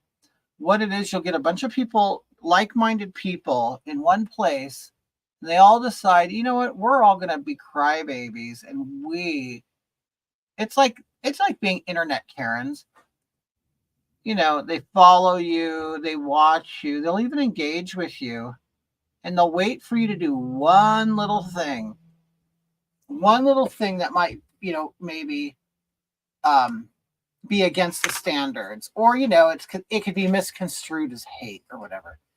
And so they have no problem just getting rid of you. Like, no. By the way, I'm working down here in between El Centro and Hogatha. Really? Offloading these 28,000-pound batteries for the solar fields. 30. No shit, Ross. Wow. Tripping from Salt Lake to here. Wow. That's an easy run, though, isn't it? You shouldn't be hitting any traffic. I mean, from Salt Lake, so you go through Vegas. That's probably what the most traffic you see, because you don't. Well, you have to come. Do you come down Cajon Pass? That could be awful, depending on the time of day. You have one of the coolest channels. Oh, thank you. I appreciate that. Hey, Scarab City, how are you? You know, it's funny, Ross, down in El Centro is where I got my dog. Okay, so what I'm going to do now is do some eyeshadow. And I'm going to use black. You're not giving enough credit for the sanity your parody brought. You know what? It's funny. It wasn't until later I realized that a lot of people just of course somebody says, oh, this and that, and you think, yeah, there's bullshitting. But when you get a lot of people doing it, you're like, wow, I really affected a lot of people in a positive way. And I'm grateful for that. I mean, I'm glad I was able to do that. Hey, I wrote you some song lyrics to that. Don't impress me much. You should sing them sometime. I will. So did you rewrote the lyrics? Yeah, I'll totally look at it. I'm on our crane, not trucking. Oh, okay. But definitely great. Well, then Ross, where you live here? Then you live in California, don't you? Or do you live out of state and you're just here to work? Hoggy's lockdown specials were amazing. Your humor was life-saving. Wow, that's I really appreciate that. Thank you. You know, at the time I didn't realize it. I'm like, oh, I'm just having fun, but when you realize, there are people who are watching you, and because I'll be honest, during the lockdowns, I was out. I was going, having a great time. I was getting paid well. Oh, you live in Seal Beach. Oh, okay.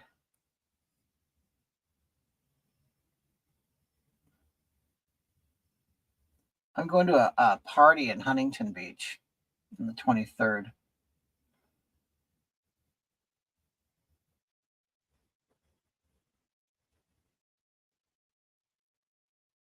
Okay, I'm just kind of making this fake eyelid bigger and more convincing. If I send you merch from my tattoo studio, would you? Oh, of course I would. You're a tattoo artist? That's cool. Where out of?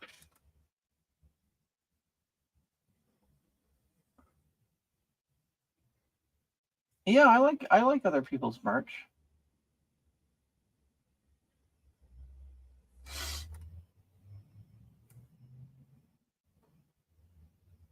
East Grand Rapids. Is that Michigan? Because I think is there a Grand Rapids in Montana?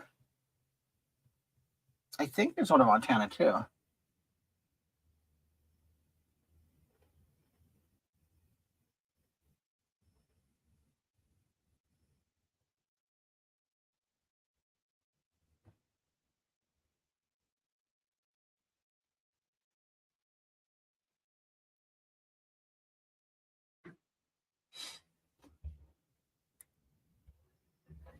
East Grand Rapids.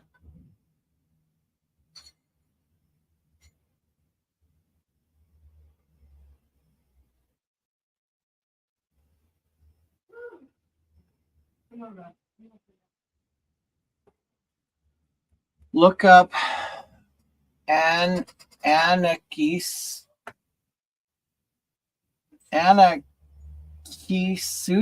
Anakisudo.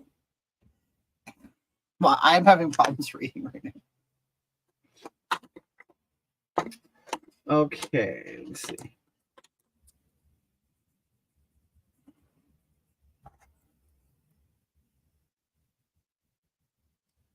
Okay, so now I'm just going to try to smudge this out.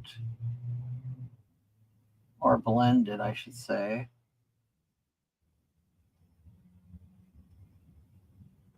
And I'm already taking too long, longer than I wanted to. I invited my grandma to your page. I love it. Have you had anything about the Kaylee show? You know what? Okay. So he blocked me. And I but since he blocked me, that account got deleted. So I got my new account and I'm not blocked from him. But I don't think Kaylee, he has been updating for a little bit. I don't know what's going on. But yeah, I haven't heard anything. But I do follow, like, on Reddit. There's people who make like Kaylee Reddits in there. They like to, make fun of, they're basically prior followers who, they eventually start figuring out that Kaylee is just a joke or a grifter. I mean, I'm not saying that I haven't made money, but, I don't sit here and say, you guys, I'm throwing a Halloween party at my apartment building and I would like for you to send me money so I could throw a party. That's the kind of stuff he does. It's like, dude, I don't know. But anyway, so people who get sick of Kaylee, they go over to Reddit and they start posting clips and talking shit. And then apparently Kaylee goes in there and gets upset. So I don't know. I don't know.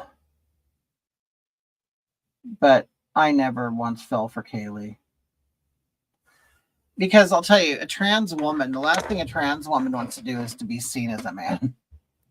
And he has no problem wearing a beard, having, a short man's haircut. In fact, he just cut his hair really short now, recently. And it's like, dude, just stop. You're wearing nail polish and a woman's t-shirt. Doesn't that, Okay, you guys, this is Asa's tattoo studio.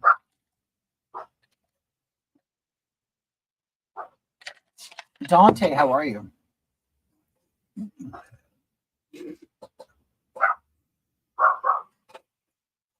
Dante.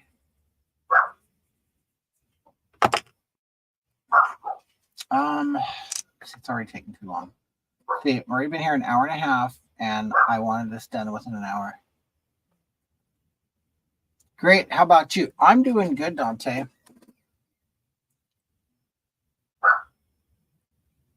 Now, Dante, don't hate me, but you're the one that lives near me, right?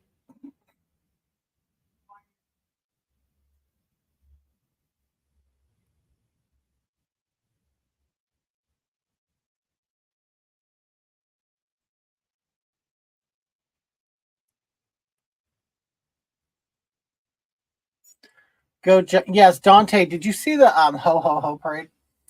Who's this? Ralph Earlywine. Go jump off a cliff. What? Why?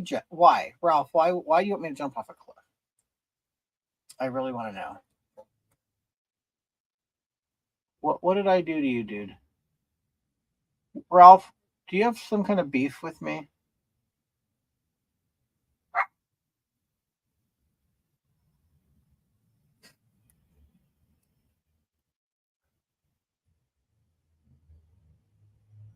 Ralph, you got some beef or what? What are you gonna do about it? Huh? What are you gonna do about it, man? Happy holidays to you. You make me laugh all the time when I need it the most. Thank you, Jill. FedEx just pulled up. It's like Moshi's. You're scum of the earth, mentally ill. Ralph, really? Ralph, do you really think I'm mentally ill?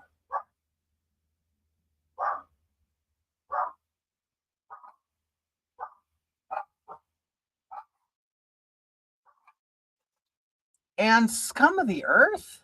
Really? I have been out of town.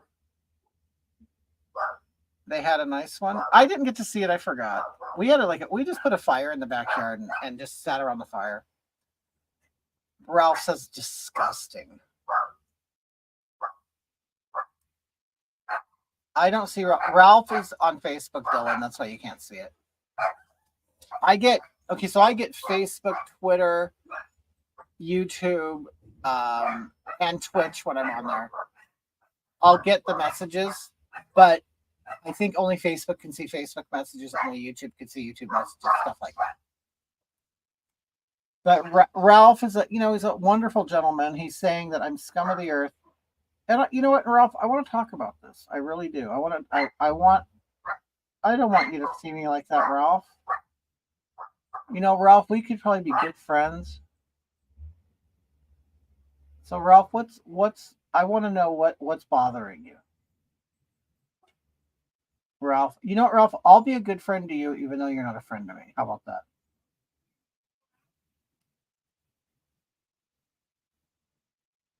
So, Ralph, I want to know what's going on today. Ralph, is there anything I could help you with? I want to know. I found you from YouTube about 2 years ago. I love the cosplay videos. What is the? Yeah, I can't see him either. Let me see. Where is he at? Where'd Ralph go? Here's Ralph. You can see him on the screen now. He says, disgusting. Absolutely disgusting. Ralph, no. Ralph, I feel a little bit of responsibility for making you have a bad day. I want to know what is it, Ralph? And maybe I could, maybe we can compromise on something. Maybe I could change something. I don't know. But Ralph, I want to know what grinded your gears? Yeah, I can't see it. Okay. I found you from YouTube. Oh, 2 years ago. Shouldn't Ralph be getting his reindeer organized? Ralph, really, I want to know. Ralph. Oh, he's from Facebook. I can't even see that comment. You're probably watching on different. I'm actually on 2 Hogatha channels, pages, and 1 kitty page on Facebook. So that's probably why you can't see it. You're on one and he's on another.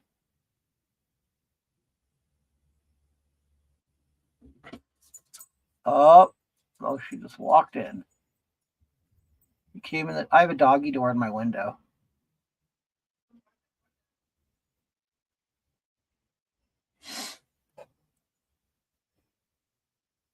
Ralph, where'd you go? Ralph, you didn't puss out on me, did you? You know, Ralph, we're just starting to get to know each other. We're starting to create a bond.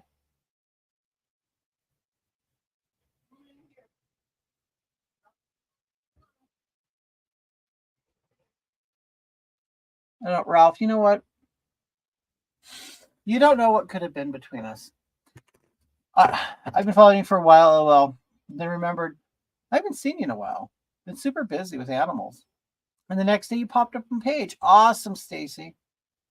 Ralph's mad that some of the drag queens are taking his buffet of children of Santa. Haters will hate. The left hates drag queens with common sense. They do. They really do. See, it's not about, like, if you're gay, they don't automatically like you and accept you. It's like, no, okay, so you're gay, but are you part of the club? You got to be a part of their club. You know?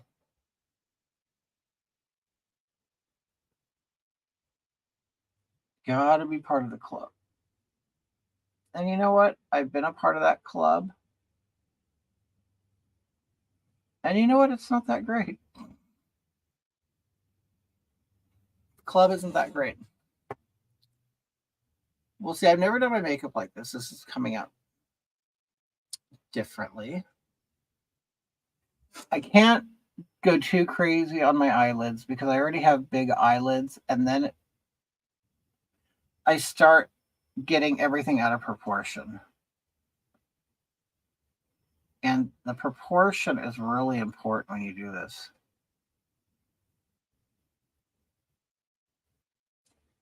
In all these years, and any drag performer will tell you, they're still learning every day, and they do something new every day. I've been following you for okay. Very Pink Flamingos. It is, huh?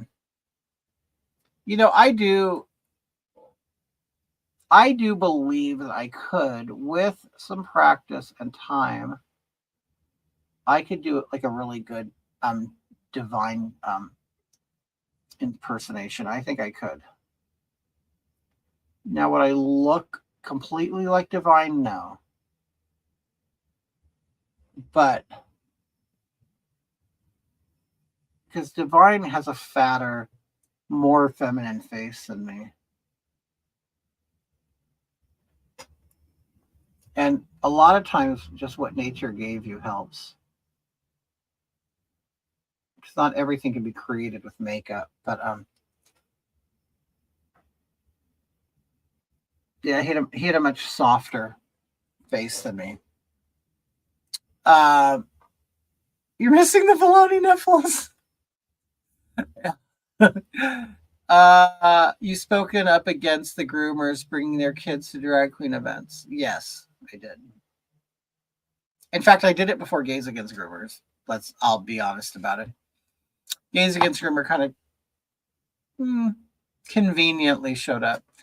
LOL, I missed Ralph's comment. Please tell me you gave it to them. To Ralph. Where's Ralph? Oh, yeah. No. You know what? He ran away. I wanted to be his friend. He didn't want to be my friend. That's sad. It's really sad.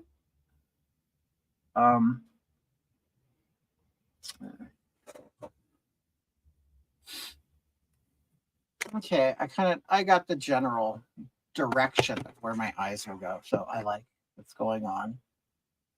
Okay, now I gotta add the white. Now I gotta go back up under the brow and put some white there.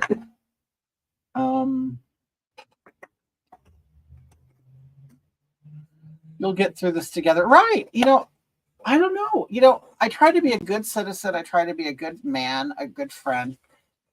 I wanted to be there for Ralph. Wanted to see how he's feeling. And you know what? He just brushed me off. They won't leave Jeffree Star and that poor girl alone. Who's Eugenia? I don't know who that is. You know what? I'm sure Jeffree doesn't care. The thing is, I guarantee right now Jeffree has more heterosexual female fans than he does gay fans. Well, he did anyway. I mean, let's face it. It's so funny. These gay guys, they act like they're so powerful and everything.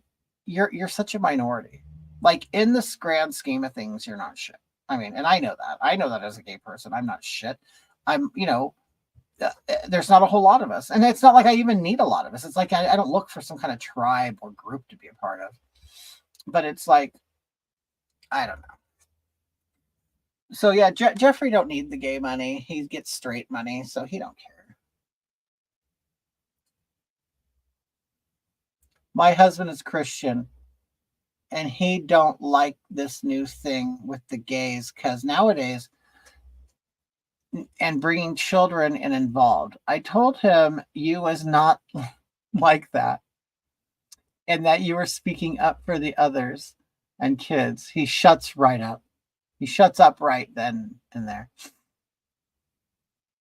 Shuts up right down there. But when someone bashes gays, I tell them, not all of them, oh, that's good, thank you. He's obsessed with Jack Skellington and has a Jack Skellington Christmas tree up all year round. Oh, okay, yeah. Up in he lives in what? I think he lives in Wyoming. Yeah. No, I think he's cool. And you know what? I'll be honest with you. I'm not the friendliest to gays as some people might think. I mean, I trust me. When when people say that gay people are annoying, I know exactly what you mean. Like I know exactly what you mean. Okay. And there's a lot of us out here that know what you mean. And we understand why you say that. Because trust me, even gays hate petty attention seeking gays.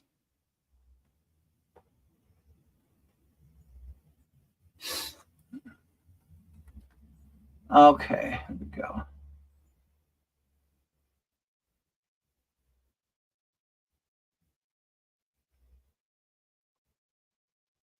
Yeah, I've already spent more time on here than I want to. And that's irritating. Okay, I want to put some of this under my brow. And this will just it'll make it look like I have a new brow bone. Oh wow, it just got dark all of a sudden.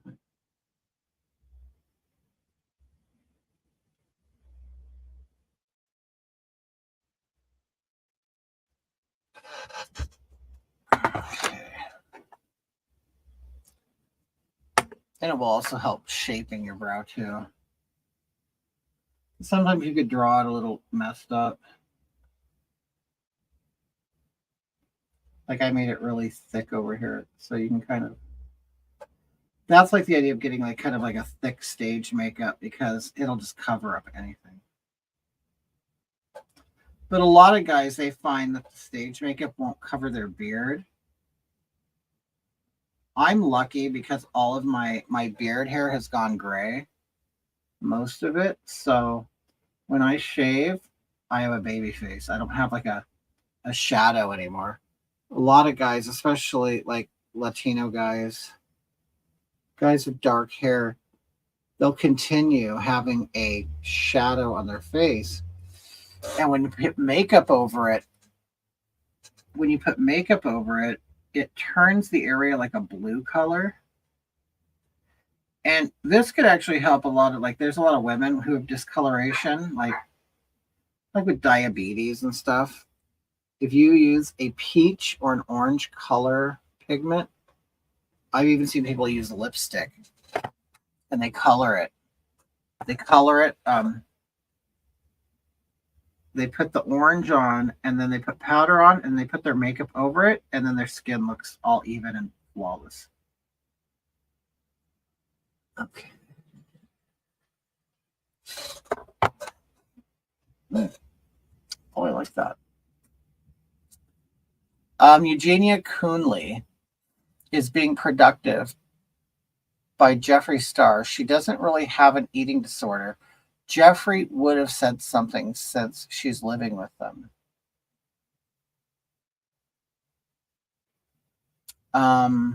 Do you follow concert? Yes, I do. I met him. I have a picture. I met him in Phoenix. He was in South Florida, conservative gay. He's awesome. Oh, I follow him. Yeah, we know of each other. He's a busy guy. I get it. He pays more. I pay more attention to him than he pays attention to me. A lot of these influencer people, they're very much into what they do. And they I don't, I am, on disability, whatever. I'm trying to get back out there to make real money. You don't make money on disability, no matter, people, oh, it's almost like an early retirement. And I'm like, no, because you're never going to build wealth on disability. So I have to find a way. And I can't give up my disability because I need the benefits. And also, you never know when your health is going to take a shit again, right? So you want to keep the benefits. Yeah, I'm going to do my lips really pretty soon. Okay.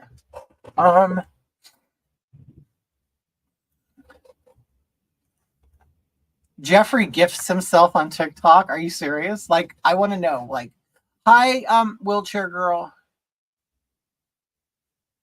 Okay, so right now what I'm gonna do is I'm gonna do the rest of I before I do my lips, I'm gonna do the rest like my face, right? Well, I showed you and you can see it here, right here.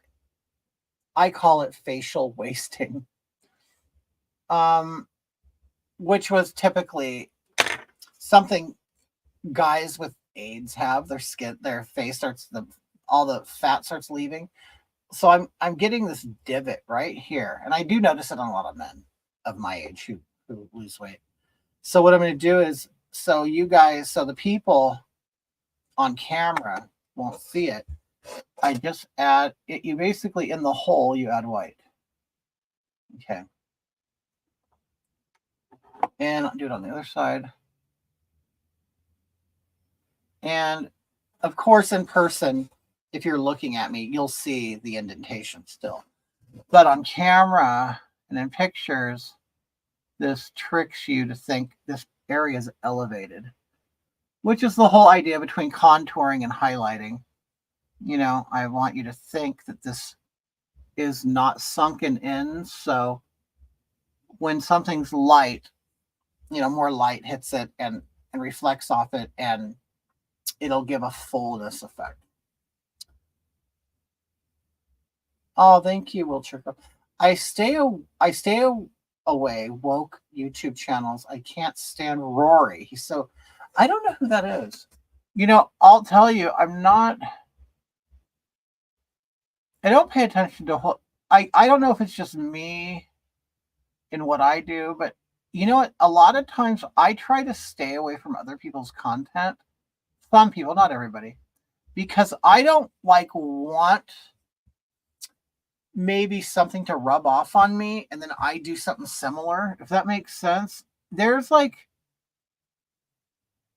I'm always trying to be more original or different because, I don't want to kind of voice the same opinion, even though we might have the same opinions as others. I want the delivery to be unique, and while what I do is I do like politics and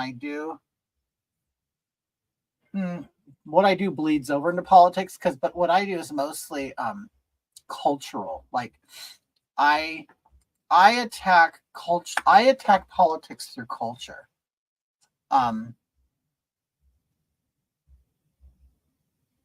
Like you're not going to see me on a podium saying, "Hey, you guys vote for this person" or whatever. But like, I'm creating change in the LGBTQXYZ community by what I do, and of course, vast majority don't like it, but I don't care. I don't care. I don't care. And it's so funny because that community will be the first to tell you, do you live your best life? Be your unique self. You're an individual. But the funny thing is, as their so-called gay movements or LGBT community movement goes along, they're really not into the individual. They're into the group. They're into the community. Like they don't they really have like a communistic way of looking at things. Everybody has to be on the same page. Everybody has to feel and think the same way. And if you don't, then you're evil and bad. I know I saw Puss. I use white paint to cover my hole too. Your brown eye? Is that you guys? I love Puss. Martin Young, how are you? You still banging that girl? That sounds disrespectful, Martin. I'm sorry. I don't want to disrespect your woman. I didn't mean to be disrespectful. I meant to be lighthearted. I meant to have a little fun. And I'm sorry I did. It was at her expense, Martin. I'm really sorry.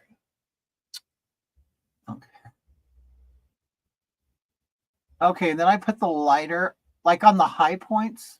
Like this is like at my cheekbone. Do you accentuate that? Okay, and I'm gonna put makeup over it, of course, and then that area will kind of be lighter underneath, but I don't want it to look white. I'll later put white powder over it. Michael, how are you? By the way, Hoggy, wait. We had a mass shooting in Vegas today. Did you really? What do you think goes through their heads? I think they're just cowards that don't want to go out alone. I didn't know there was a shooting in Vegas. I haven't watched TV today. Well, did they? So so it was like they killed him. Is that it? Good. I don't know. I'm all for guns. I have guns. But these people, obviously the system is failing. I mean, we can all agree to that, even with background checks, because they'll sit there, people, there's no background checks. No, there are, I promise you, because I bought a gun, not that long ago, and there are background checks, and there was a 7-day waiting period. Now that's in California. I don't know if that's standard. But even in liberal California, I had absolutely no problem getting a gun. Even though they'll sit there and oh, this is a gun-free zone, and no, trust me, there are gun ranges all over California. There are gun clubs. You can buy ammo. You can buy guns everywhere. They just want to pretend that they're somehow not the same as everybody else, but no. I bought my gun in California. I had to take a test. You have to take an exam. I took a test. You have to pass the test. So I don't understand these people who slip through the cracks, and you get these crazy people who get guns, because where I live, that's just, I don't understand. It's kind of hard to get a gun. I mean, hard, I guess, if you're a bad person. It's easy if you're a good person. Yes, still banging away. Awesome. What do you think about the rainbow-haired Wookiee?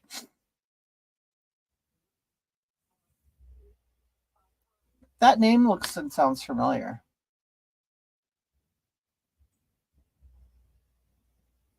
Is it somebody in here? I don't know who that is.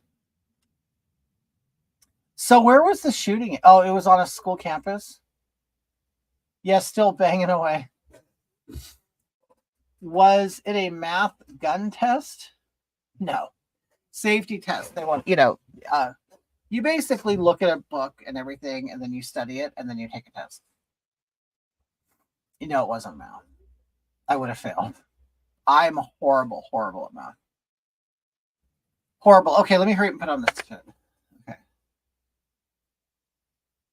Okay, so this is my flesh color. Now I'm not gonna go over the white, but I will when I will use my sponge and go over that area.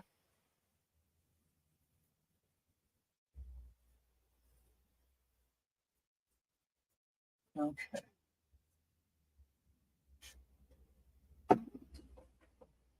She dyed her hair constantly, bleaching ruins. Oh, totally.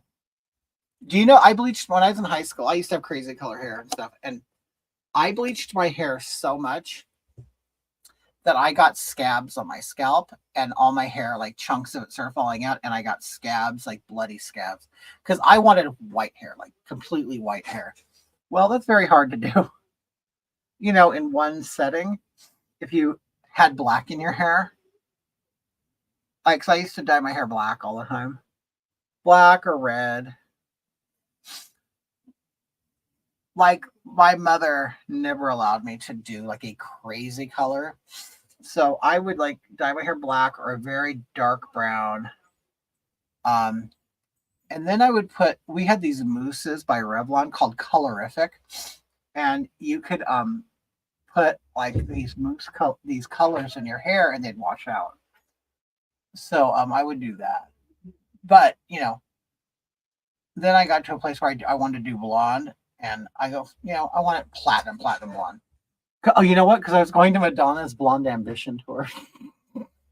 So me and my friend wanted to be blonde. So I'm bleaching the hell out of my hair to the point that I end up with scabs burning my scalp.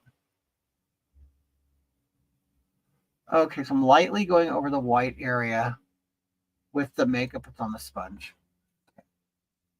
And, and it creates a lighter area. Unconscious bias, people automatically assume all gays are the same, just like all Republicans are the same. Yeah, people are narrow-minded. Love you seriously. Merry Christmas. Oh, thank you, Rhonda. You're a sweetheart. Thank you. Um, yeah. Yeah, they like to. People are just dumb. Well, funny thing is, the first people to tell you, "Oh, you're so narrow-minded," are the narrow-minded ones. It's like, dude, like, don't tell me my experience. I've been to these rallies. I've been to Republican events. I've been to protests. No one gives a shit. They don't care who you're sleeping with. They don't care. They don't care what you do. Just leave them alone. Typically a Republican type of person or a conservative person, they also believe in the Constitution and they believe in your freedom. So people tend to forget that. They may not like it, and some people might be vocal about it.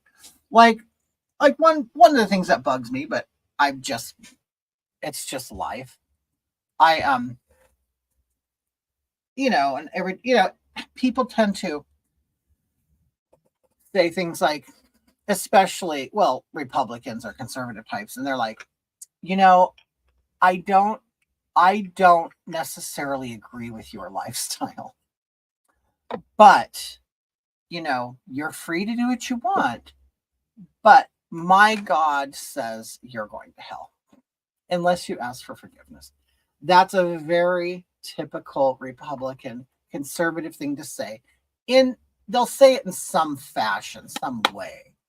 Not necessarily exactly like that, but I've heard it enough. I've heard it said in many different ways. That's fine. I think it's kind of rude because now you're inflicting your religious beliefs on me, which I don't believe. But whatever, I'm just something I'm used to when I'm around in, areas where I like conservative people. I like Republicans. I like everybody, but, they may not, most of them have enough class to keep their opinions to themselves. I'm not saying everybody does, but in my experience with everything I've been doing, that there are the ones that let well, it's not for me. Well, like, why do we have to talk about it? Like, why do you even have to tell me it's not for you? I'm not trying to sell you, homosexuality. I don't care what you do. I would have loved to see her Blonde Ambition tour. I saw 3 dates of it. I was an obsessed Madonna fan when I was young. But yeah, I got one of those jackets for my sister.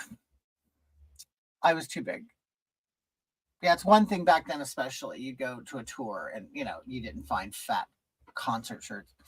I love the movie she did. Yeah, it was great. It was a great tour. I had the best time. It's kind of like my Woodstock moment, I guess. She's one of those fake people who would boycott an independent company, Arctic Fox hair color, over BLM. Arctic Fox doesn't support BLM because the owner's father is on the police force. Wow. Hi, Kelly. How are you? Okay, so now I'm using, this is taupe, the color taupe. I'm using this as a contour for my face. I've realized that brown isn't a good contour for me, or for my complexion. And so these are my color. So taupe, which is like a gray brown, is great for fair complected people. They tend to sell contour colors in brown. Well, if you look at me, any of the darker or recessed areas of my face aren't necessarily brown. You basically want to kind of be in an area where, you see shadows on your face and match your contour to the shadow as much as you can. I mean, we all have different colors, but if you're a white person, a blonde, yeah, cool brown. You want cool colors. You don't want the browns. You don't want the reds. And it's hard, it is. It's hard to find because they kind of make it, bronzers are brown or gold, and they don't necessarily always go with your skin tone. They even judge other Christians. Oh, totally.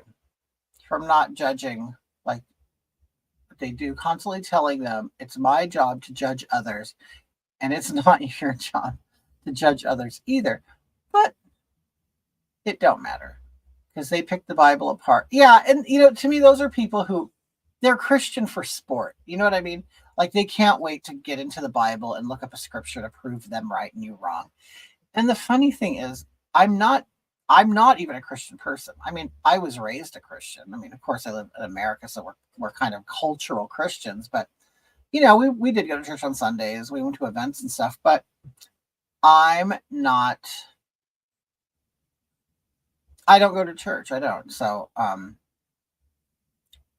lot of times when they try to tell me things, I'm kind of listening to it and shaking my head in the same way I do to somebody who likes crystals and astrology. You know what I mean? It's at the end of the day, everything is up for debate, everything is up for interpretation, and it's all up for what you believe in personally.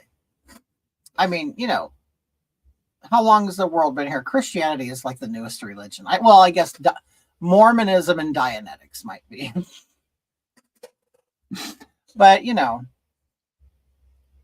I guess, we're all on our own spiritual journey, and that's it. That's it. Okay, you see that? I drew this. Okay. And the funny thing is you'll get these people, even at my age, who try to talk to me about, Jesus Christ or whatever. And I'm like, do you think this is you're the first person to ever approach me with this? Like, it's 2023. We live in modern times. Everybody kind of knows what the church is. I mean, and they approach you like it's foreign to you. Hi, Hope Irving. They approach you like it's like you're an alien. It's like, I celebrate Christmas. You think I don't know what Christmas is? I don't. It's kind of like they're trying to show you something new. And it's like, you're not showing me anything new. I mean, I know this stuff. I used to be in the choir. I mean, I'm actually born again. Like, I was, did the whole prayer and the accept Jesus Christ as my savior and all that. I did all that. I mean, so I don't know and they think what they do is they think because you're gay or whatever. Well, it didn't work. And I'm like, well, and I think it's all personal for everybody, radical Christians. Well, yeah. And the thing is, I had radical Christians in my family. I mean, I know how they have a nice evening. I'm going to go, bye. You're going to eat your capitalist dinner at Wendy's. Awesome. Thanks for hanging out. Okay. So now I'm using this to, kind of chisel my jaw.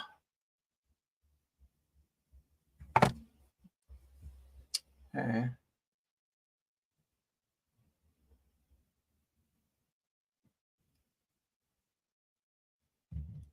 Basically, everything that I'm doing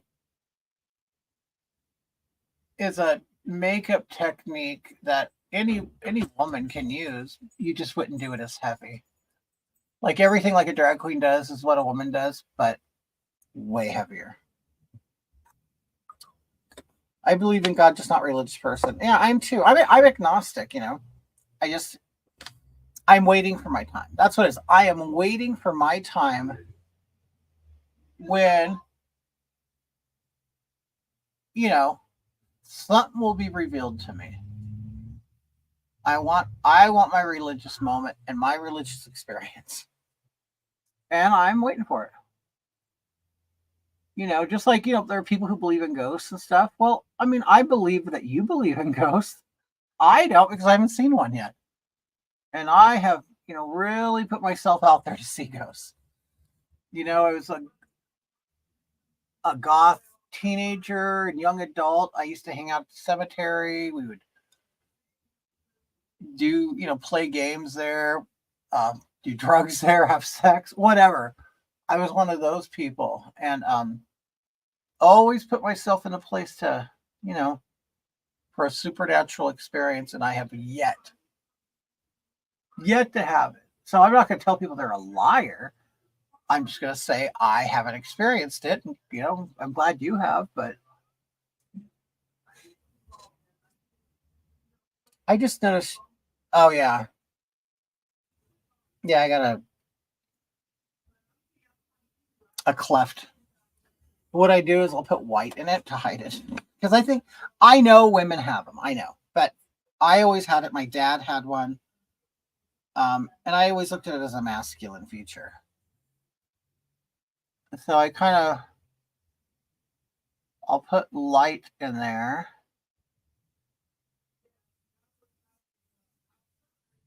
And I also have my chin right there. It's very hard to hide that. So I can fix it. I can hide it on camera, but in person you can.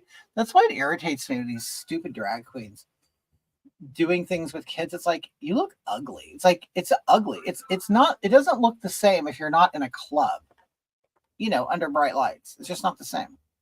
Or if you're on camera. I mean, I don't know. It's just irritating. I think they're ruining the whole art of it. The whatever. Okay, now I gotta put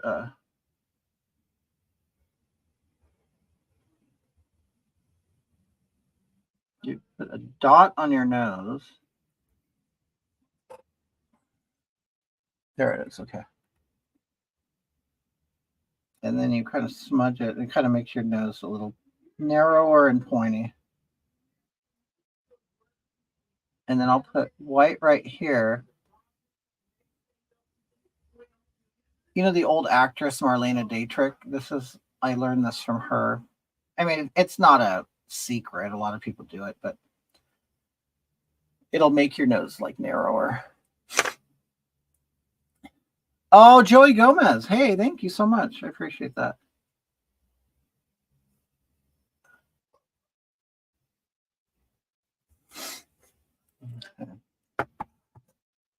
I think it's cool. Love it. Thank you. I'm a born again Christian, but I stopped going to church when I was 15. Now I'm more Buddhist because of Christianity, how Christianity has hijacked by wokeism.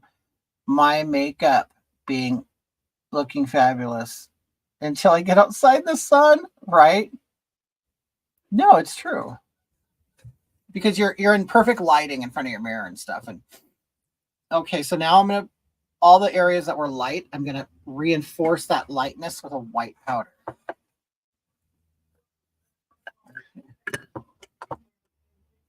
So that would be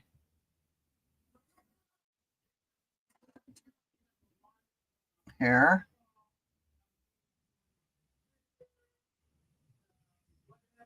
Okay.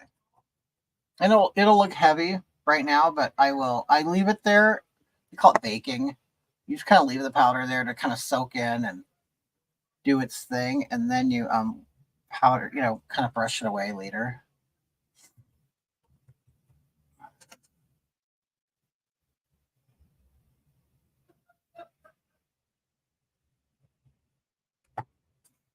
Okay. And then remember I did it here, so I'm gonna do it again because I want the middle to really like stick out. So it will round my forehead rather than make it a square. Okay. And if you put white right here, it'll kind of pop it out.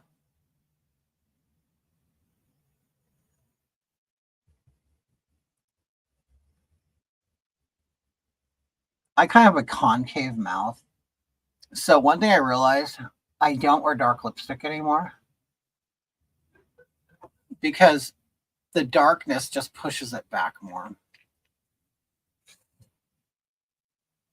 And you don't want that. You don't want you look like you have no teeth. So if you do have a smaller, like people like natural, oh, I want big red lips, but you want like a kind of like a medium dark lip liner to line them, and then wear a brighter lipstick, and then your lips will look bigger. Happy, thank you, Hope.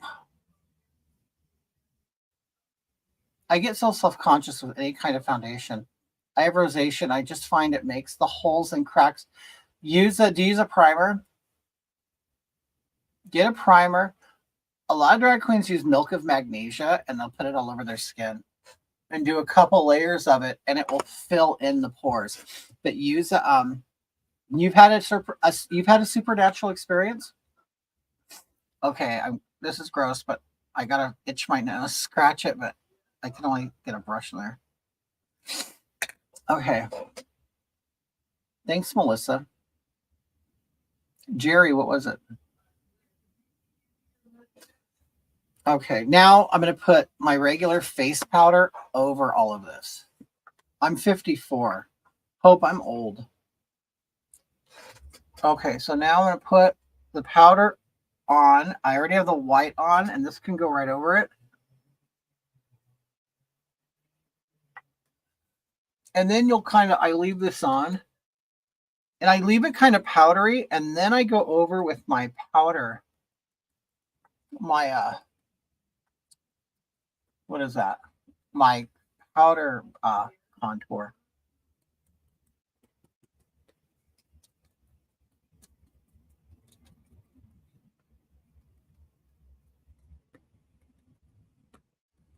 All right.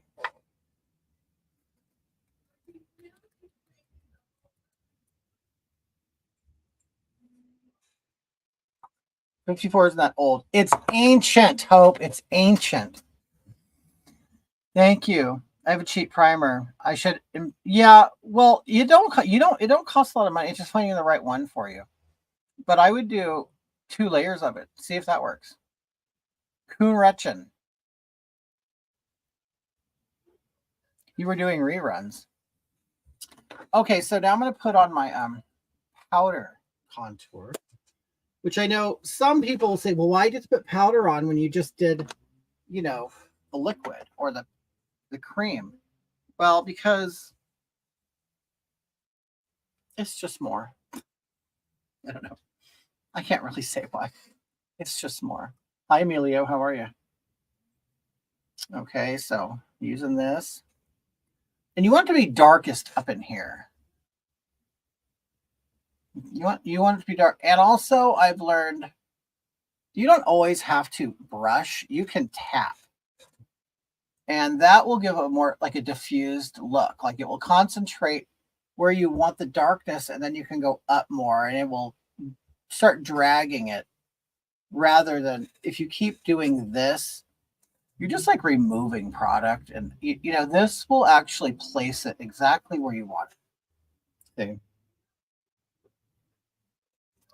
And then you kind of get a whole bunch on.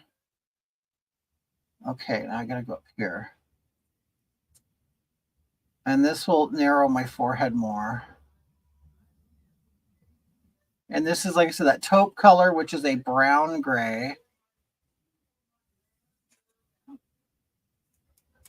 And, you can, some people wear it really heavy. Some don't have to. There's some areas I'm really heavy at. Like right here. So you can already see how it's already sinking in. And see, I'm sure it's dark as hell in person, but on camera, this is cool. Because I have like really bright lights on me. I'm 37, 13 more years until I turn 50. Oh my God, hope I could be your dad. So skinny, you look good. Thank you. Appreciate it. Kitty, you're 54. We are 54. We're not old. We are not ancient. We are vintage, like fine wine. Well, thank you. Okay. Now I'm going to go over here, do the same thing.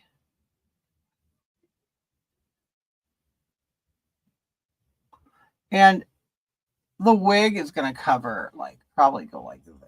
I mean, I'll cover some of this up, but I got to make sure I get it. Because you don't want, all of a sudden the wig doesn't meet the makeup.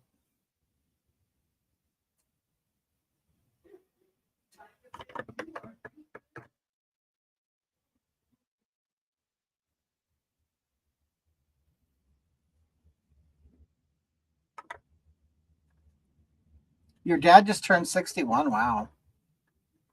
86 is old in Kunrechen's book. Has Marquina ever banged Hoggy? No. No, we never.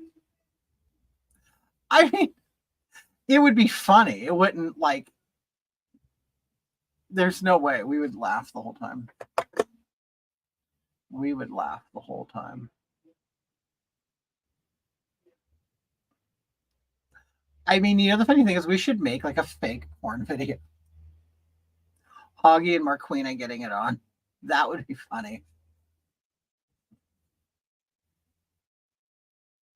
Okay.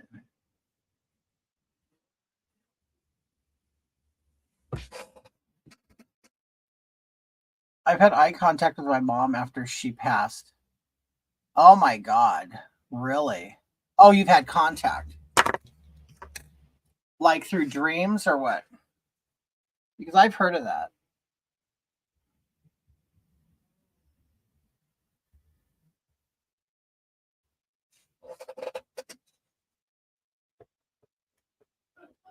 And I'm not schizo. Okay, so now I'm going to do my jaw.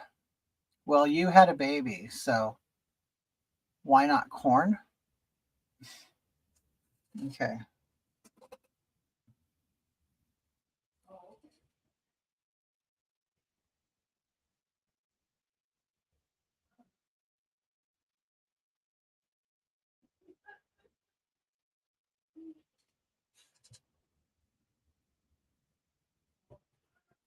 Do you have issues with breakouts due to makeup? Not at all.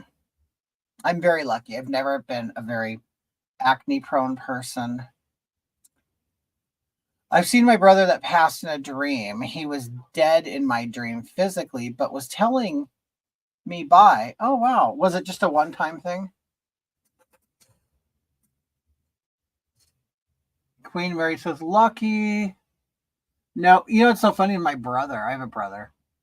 He was very prone to acne, and I felt bad for him. Like, I had like perfect porcelain skin. We were teenagers, and he was always at the dermatologist getting, what did they call that? Tetracycline. He was on tetracycline, I remember. And, all that retin-A and all that stuff. And I mean, once in a while I get a pimple, but never, like, remember we'd call him back then pizza face. Someone with a lot of acne called pizza face. Okay, now I gotta get this area. That's like the double chin area.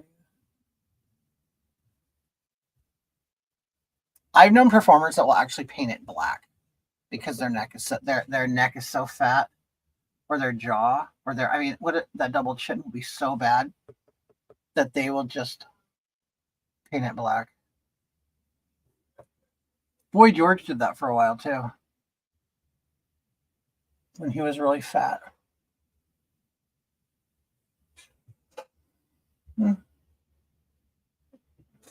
Okay, so you see how the face is coming along. Okay, I had a seizure. It makes for a miserable teenage time. It does. No, I always felt bad for my brother and anybody else. I had a seizure that was bad one time.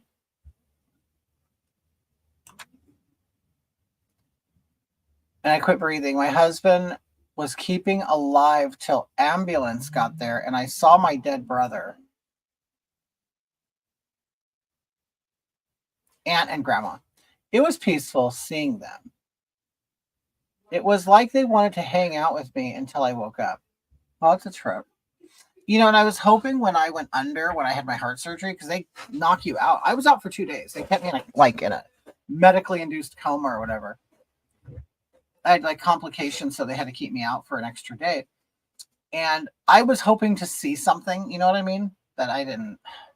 I'm always very welcoming to, ghosts or whatever spirits to come and visit me, and I just never get that visit. So now what I'm going to do is all the excess that was here, I'm not going to put any more. I cleaned off my brush, and now I'm going to take this and I'm going to draw toward my mouth to the corner. Okay. And this will kind of hopefully give you that hold look or a puppet, like a plastic surgery look, but not so severe. But like that.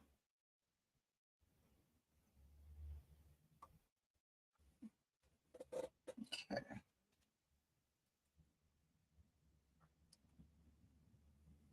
But I'm not using more product because you don't want to see a line of this. You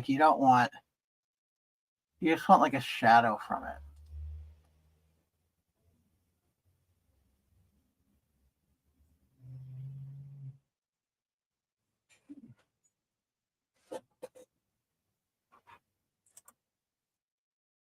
Mild selected chemical pills used every 3 or so days work wonders on acne. Oh, good. Hey, David. Thank you.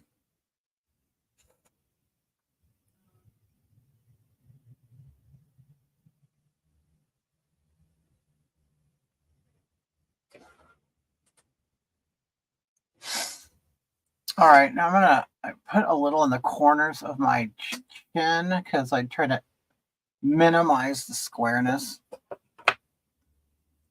Okay, and now what I'll do is I will take my original face color and I'll go under here,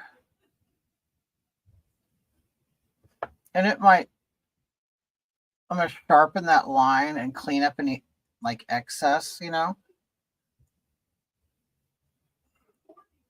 I'll let it just sit there.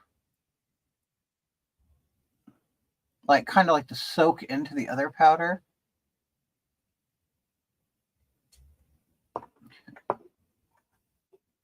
You can see it starting to, do its thing.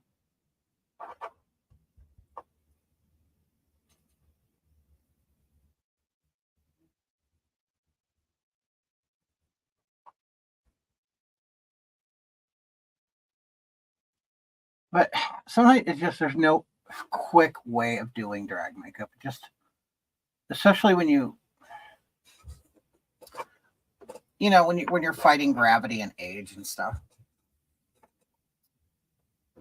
I just had to bring my rooster in from the cold. Really,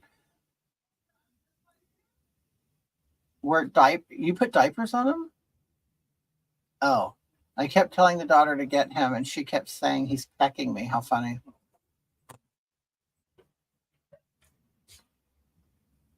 Hey, Pumpkin. What are you doing, dear? Apple glass wine. Yes.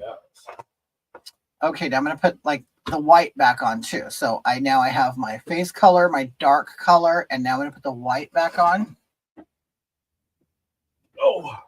And then I'm just going to leave all this, and then I'm going to do my lips. I forgot who asked me. Are you going to do your lips? I know you asked me an hour ago. Yes, I'm going to do my lips. And I do sometimes go for a severe look. I want it to look like, I'm some rich bitch who's had plastic surgery. I don't know. It's a thing for me. It's going to be a cold one tonight in the deep south. Yeah, they have chicken diapers. I didn't know they had chicken diapers. Did you know that, Mark? No. Yeah. Diapers for chickens. Well, all right. Well, if you bring them in the house or whatever. Okay. I'm going to make sure no loose powder on my mouth.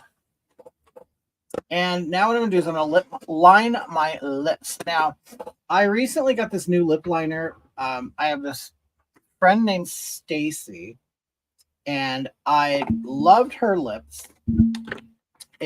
We kind of are fairly the same color. We went out to dinner one time, and I go, what? I was looking at her lip liner and her lipstick combination. I'm like, I love that. There's some women, and I always like these women. They know exactly what to put on their face to look good. She's one of those. She knows her colors. She knows everything, but she's also 50. She should. I've known her since we were kids, like elementary school. she's just, she's on it. She is a good makeup game. And so I said, what do you wear? Like, what is your lip? And she told me, she goes, oh, well, I wear a L'Oreal toffee lip color pencil. And then she gave me the name of her lipstick. I think it was something Lust, Nude Lust. Well, I wanted more of a pinky color. So I got the one next to it. It's called Barely There. So I never got into light lipsticks until recently. And they just make my lips look a lot better. If I put red lipstick on, I did a video with this one popular lesbian, Ariel, it's a Scarcelli or whatever. She rented an Airbnb up in like Topanga Canyon in LA. And I went there and we did a video together, and I had dark red hair and I had dark red lips. My lips I look like a butthole. Like my mouth looks like a butthole because it made me my lips look so thin and my mouth looks so small and sunken in that, if you suffer I cave in. You do not want darkness on your mouth. When your mouth goes inward and you don't have like pillowy big lips, you do not want dark lipstick. You want a bright lipstick, even frosted, something that the light can capture and reflect back. And also anything that's dark gets all the attention on your face. So if you have a lighter lip, you'll want like a stronger brow, a thicker eyeliner, whatever. But that was one thing I always learned is you pick. Yeah, I would get fillers. I would do my mouth. I would. And I know I could pump it up without looking like a fish, because it's so small. And I know that they could work on actually making the mouth protrude more rather than the lips be more luscious. I know that you can do that too. So I would do that. Okay, let me get my lips on. And I severely overdraw my lips. Okay, you can see what the size right now.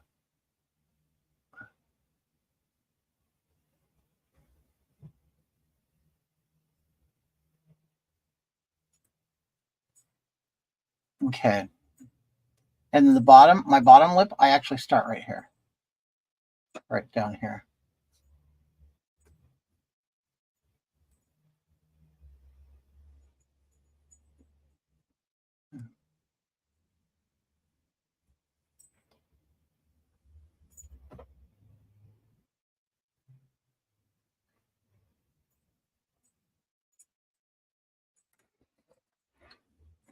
Like right there's my chin.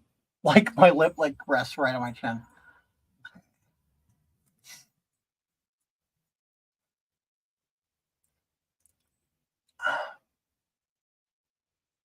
You can tell the difference already, right?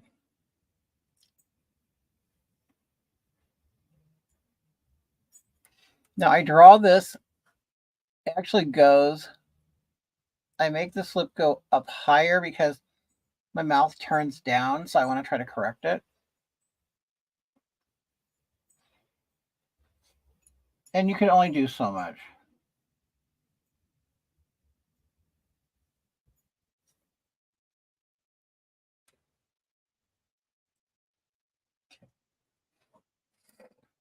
But see, if you can see where I went out past my corner. But see, if you go too far, like Dolly Parton does this, and sometimes she gets in Joker territory. It starts looking a little Joker-like. Oh, look, you can see this looks really full now. And it actually caves in. That's why I put the white right there and blended it in. Okay.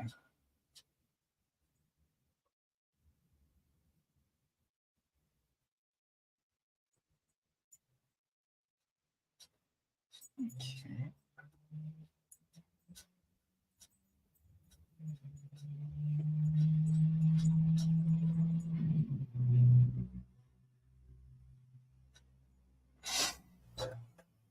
Okay. Now I'll get a brush and I'll brush that in. And then I'll probably even use a brown on top of this. It depends on what it looks like afterwards. Oh, Moshi's over there humping his toy. Do any of you guys have like a boy dog that's like one? He just humps all the time. He don't stop. Like, I'm not all day long, but he definitely has a schedule, a humping schedule for his. We call it his girlfriend because Moshi is not gay. He's straight. Okay, he only has sex with one. But anyway, he's just on it all the time, and he'll go 100 miles per hour and be out of breath, and he'll do it on our bed, and I'm constantly trying to move him to the foot of the bed instead of between me and Mark. I'm like, dude, if you want to date, you're gonna date somewhere else. You're not dating here. I try this with my lips, but after a while they traveled off my face. Well, I'll tell you. How do you keep it on? What, the lip liner? I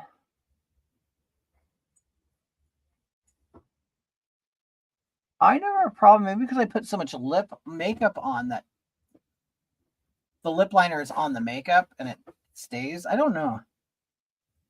Now I have to apply lipstick, periodically if I keep it on, but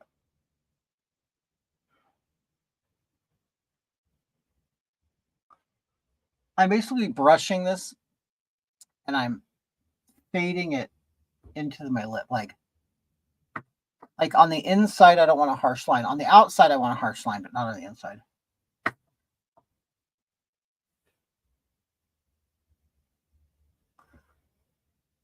And it's also more forgiving if you use a lighter color. You said you have a problem with the lipsticks. I use this a lot, and it stays. It's just I'll use these like matte kinds of. They're like, it looks like a gloss, but it's not. It's like a paint. It'll stain. If I put this on, when I take off all my makeup, you'll still see my clown lip, and I just have to deal with it. Like me and Mark will be going somewhere and he'll go, "Oh, you still have lipstick on." I go, "I know, I can't get it off."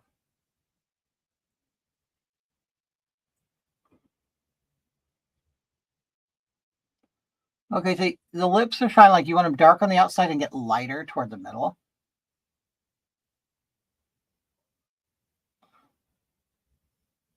So it makes the edges recess and then the plump lip pop out. My dog doesn't hump much. I'm not sure why. Is yours fixed? Moshi's not fixed. We didn't fix him. Okay, so now I'm gonna put on the lipstick, and then I'll probably put on more lip liner after. Okay.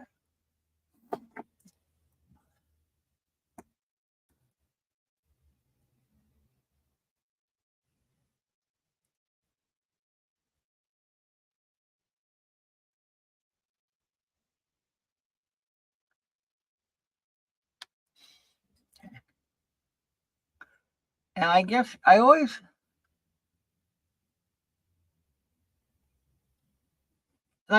don't know why, probably because I've always hated my lips. I always want like natural,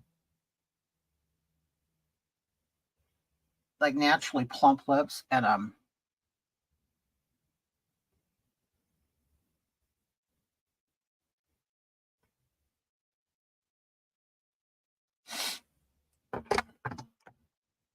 so I don't really like them to be the focal point.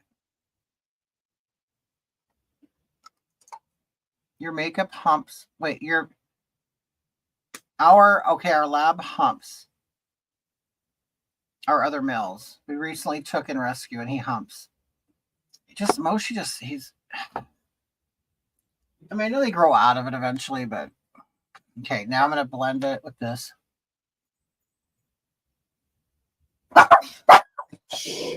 Hey, Moshi. hey, hey.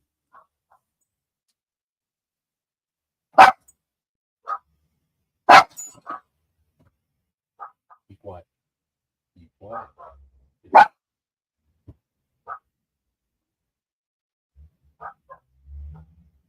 Okay. I thought I thought your 1% African would make your lips fuller. No, unfortunately, I got the Irish lips. Go outside. Go bark outside. Go. he went outside. Okay. So now, okay, what I'm gonna do is I'm gonna now use a dark brown lip liner.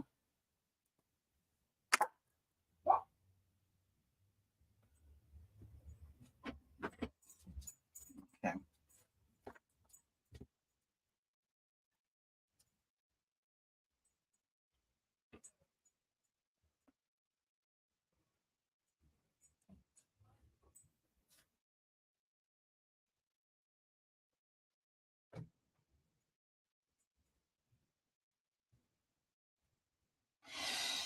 And apparently, like brown and nude lips are becoming popular again. You know, because they're from the '90s, and we always kind of like go almost like 30 years in the past for like retro fashions or stuff.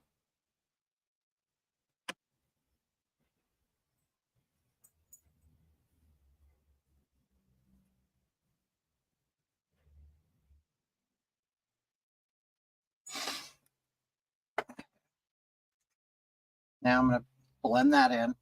I spend a lot of time on my lips because they're small.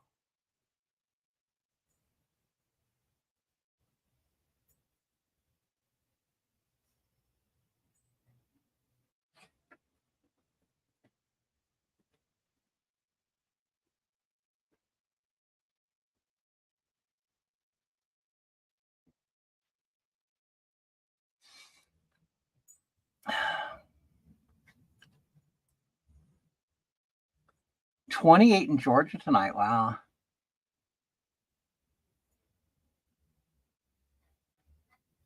We are still in the 50s at night. We were getting in the 40s, like the high 40s, but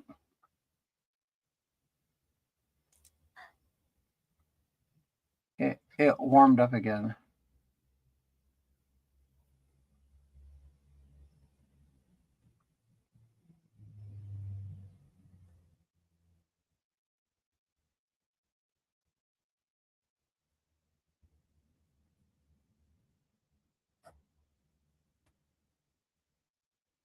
Now the thing is, if I really like had this huge career of doing this, I probably would eventually go get like not I don't want like big baboon butthole lips, but I probably would pump them up a little bit. I don't want it to be obvious, but okay. So now what I'm probably going to do is I'm going to reshape this with my foundation. I think it's too big, but then again, I'll probably regret. I'll probably wait. Let me wait till my eyelashes are on, because sometimes it's okay being bigger. I mean, it's drag. It's okay, but what am I doing now? Eyelashes. Okay. Oh no, I want to put I need some glitter in my eyelid.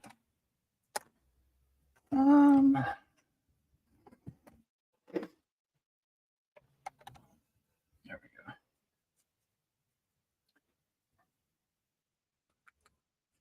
So I kind of put this on the light part on my eyelid, which is it's kind of like a holographic glitter.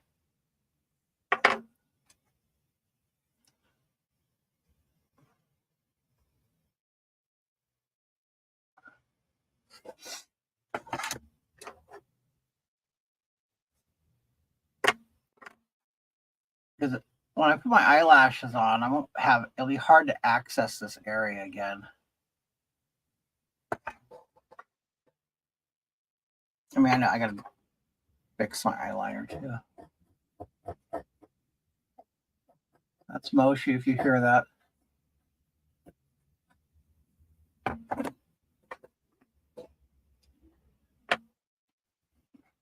My lips are a little big and I can't line them. But if they're big, then you don't have to line them.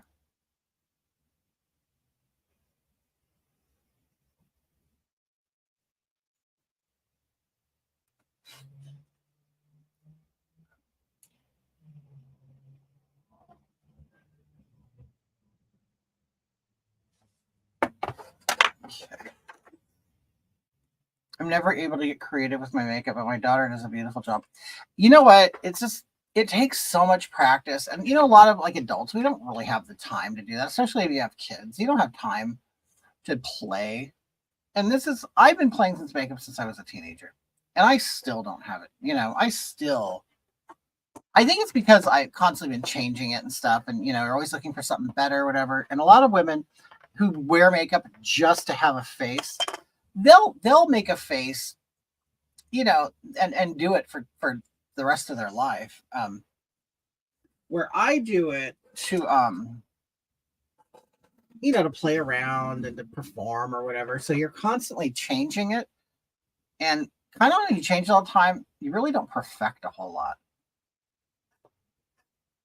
Your daughter's 33. I have a scar from playing on a trampoline. And it's noticeable when oh, really? It's like, so it's on your lip. Yeah, so you need like corrective, like lip techniques or something, huh? Okay, now I should have done this earlier and I didn't. I want to like the black on my eye. I got to make it blacker. Now, and I put makeup underneath it already. And the last thing you want to do is have black powder dripping down on your nice work. So what you do is you take your face color and you'll basically pile it up under your eye like this. Okay. So you're basically going to have a bed of powder, a flesh-colored powder for your colored eyeshadow to fall on top of. So you could brush it right off with ease. Okay. So now I'm just taking a black eyeshadow.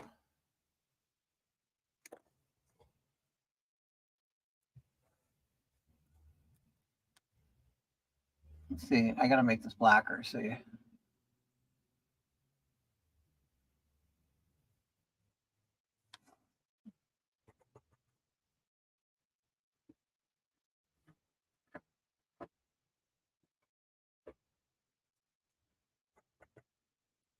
And one thing is, it's very hard to find a really good black eyeshadow. This is like a Halloween makeup one. And it's pretty dark.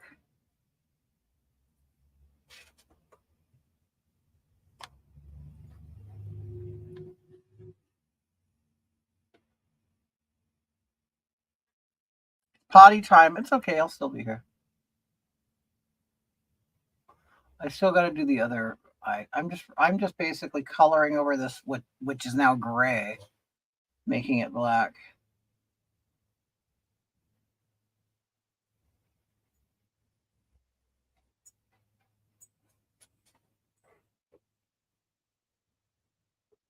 I taught my daughter that with the powder catching eyeshadow, and oh good, it works really well.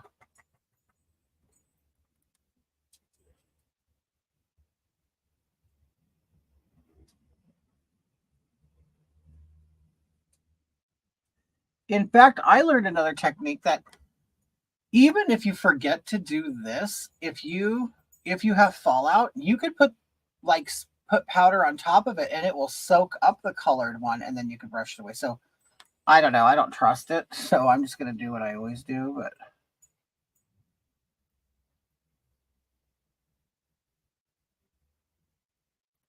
because this shadow is very pigmented and it'll just leave gray all over my face.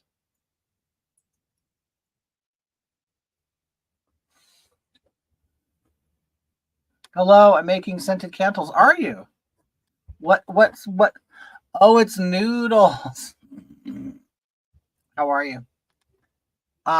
What kind of scented candles are you making? Or do I dare ask what scent they are? Are you making them for Christmas gifts?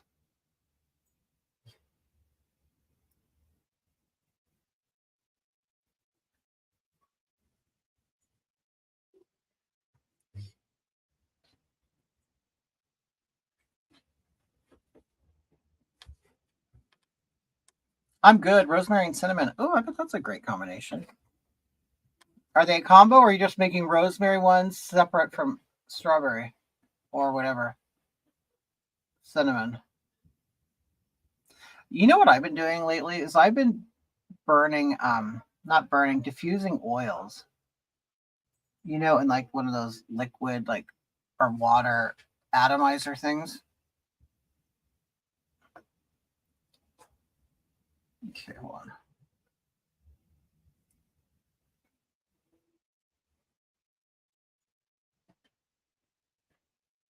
on. Okay. Combo. No, I'm making them because my house stinks. Noodles. Okay, this is what I picture your house smelling like. A locker room. A locker room and fart.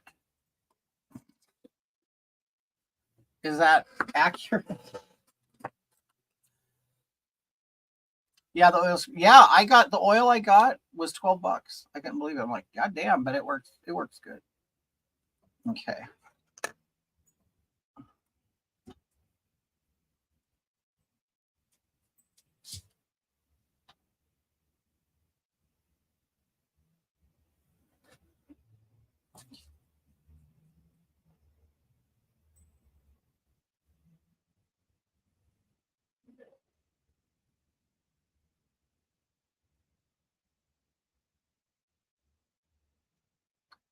Okay, so I'm going to blend this, try to soften it a little bit up here.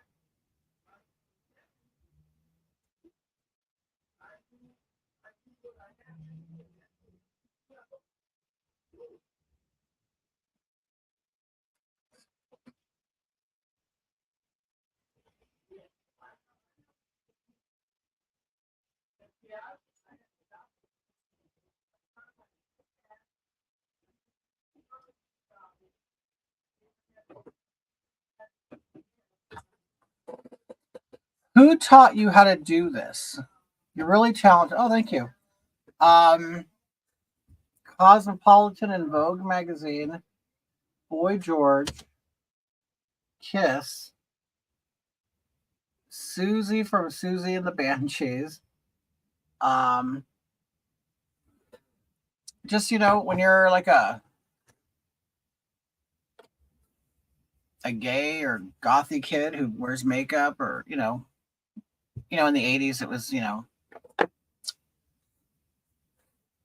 fashion, I don't know, the new wave fashion.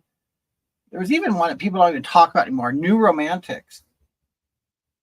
Remember, I don't know how many of you remember Adam Ant, but he was part of that whole thing. I don't know, it was just in high school, guys wore makeup. We'd wear makeup like our favorite, singers and stuff, and it just became a part of like my culture or whatever. We just, all the guys got together, put on makeup. I mean, some would just put on eyeliner and like black lipstick or whatever. But I don't know. It's always in my age. Well, for me anyway, in my age group, I'm assuming that male has always existed. The man who wears makeup, pop star, and the women. And the thing is, the women love them. Like, they weren't considered gay; they were considered cool. So we just did that, and I don't know. I just, something I've been doing. I mean, once the 90s came, the like mid to late 90s, I stopped doing it because I'll tell you why. People are gonna think I'm stupid, but when hip hop became very popular, you could see, like, okay, so they started like, it wasn't until black guys said that double piercings were cool, then it became cool.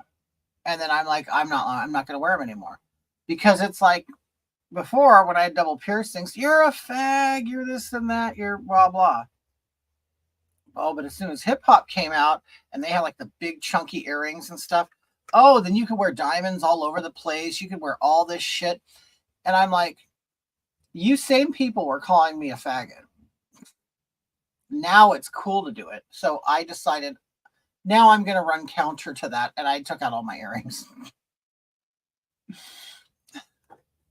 No, it was Noodles the right ear, but also it was considered gay to wear double piercings too.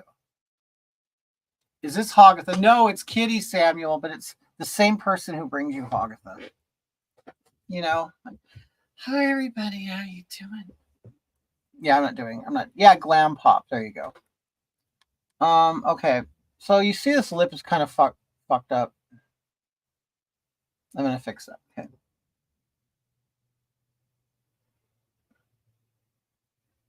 I just put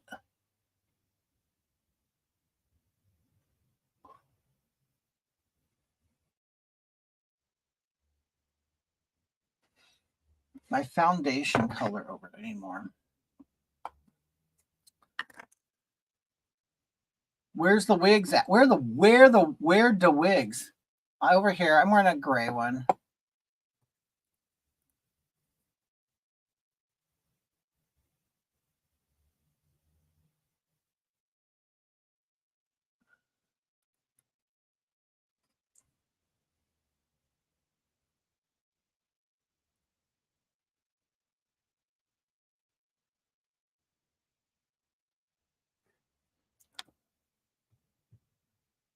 How come I could see everyone's comments? You can't. Because I'm 1, 2, 3, 4, 5, 6. I'm broadcasting to 6 different places. 3 of them are Facebook pages. 2 of them are YouTube channels, and 1 of them is Twitter. And I get all of the comments all populated into one stream. I can see them, but you can't. So wherever you're watching, you could only see the comments from those people.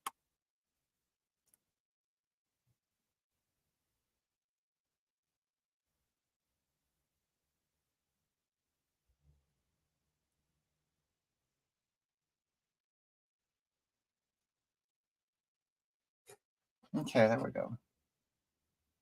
Took that lump out of it, and it. Okay. You have to have some knowledge of shot. Yeah, totally.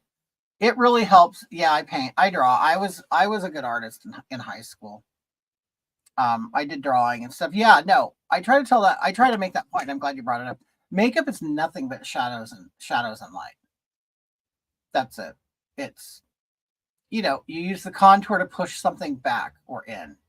You use light colors to bring it out. So that's why I'm now more prominent here, even though this is all the same plane, like this does not necessarily pop out not naturally. I had to create that with a shadow. Same thing here.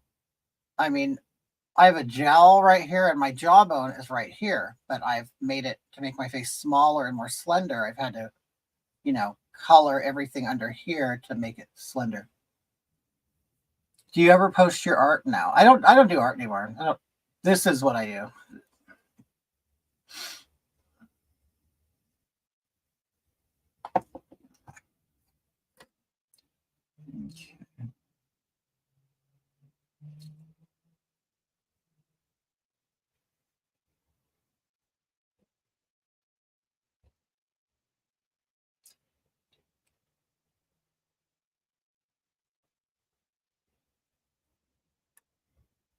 Okay.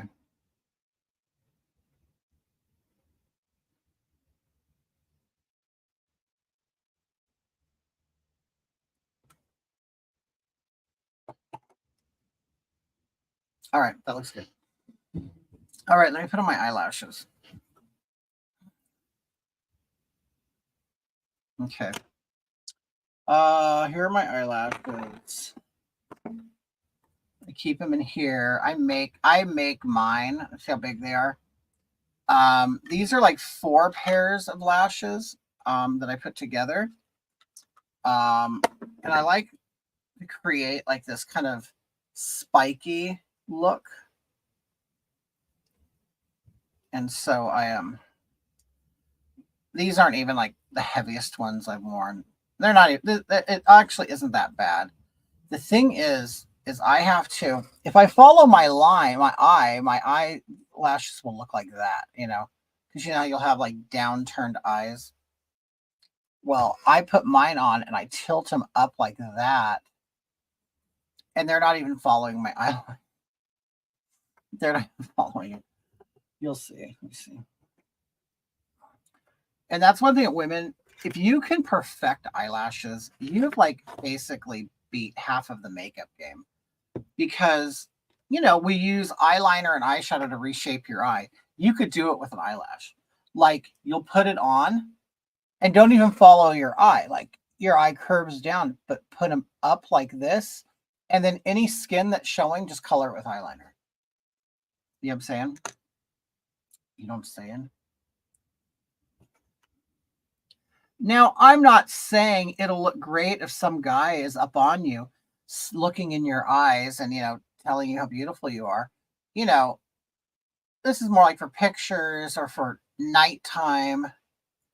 Okay, I'm putting glue on. I put a lot on because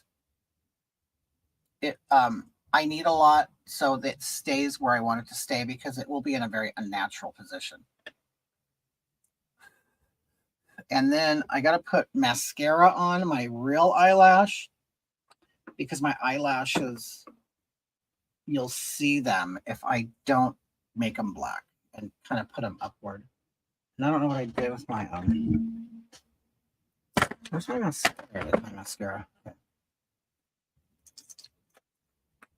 I love the contrast between Kitty and Hoggy. I do too. That's why I did Hogatha. I'm like, because I've always done Kitty. Kitty was my thing. And then I go, I want to come up with something else. And I did Hogatha. I'm like, I'll just do the opposite. I'll do makeup all wrong. You know, I won't put everything in the right spot. I'll make my eyes even more downturned than what they are. You know, doing everything that a woman wouldn't do. I completely went against all the beauty standards that I know. You know, and that's how I came up with Hogatha's look. So how long are you wearing this for? A few hours or just the show? After I'm done here, I'll probably try to film some content, you know, at least put some stuff out there. I'll film content. I'll just keep it in my computer. And then I will edit it with other pictures and things like that. You know, whatever I'm talking about. Can't do eyelashes because they touch my glasses. Oh, I know what you're saying. That's why I took my lenses out of my Hogatha glasses.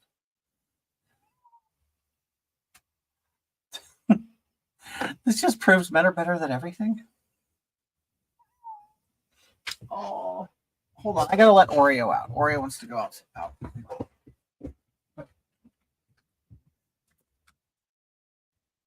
Okay. Oreo's my black and white cat. Or tuxedo cat. Did you guys know they were called tuxedo cats? I didn't know. Okay, so I get my tweezers. I put it on my eyelash. I don't. I hate eyelashes. I mean, okay.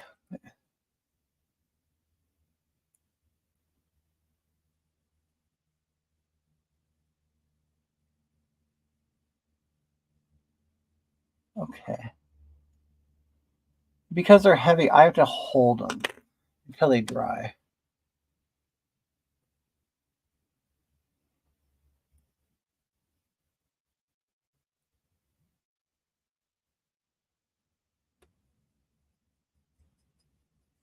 So if you look, they're like, well, it's kind of hard to see on camera.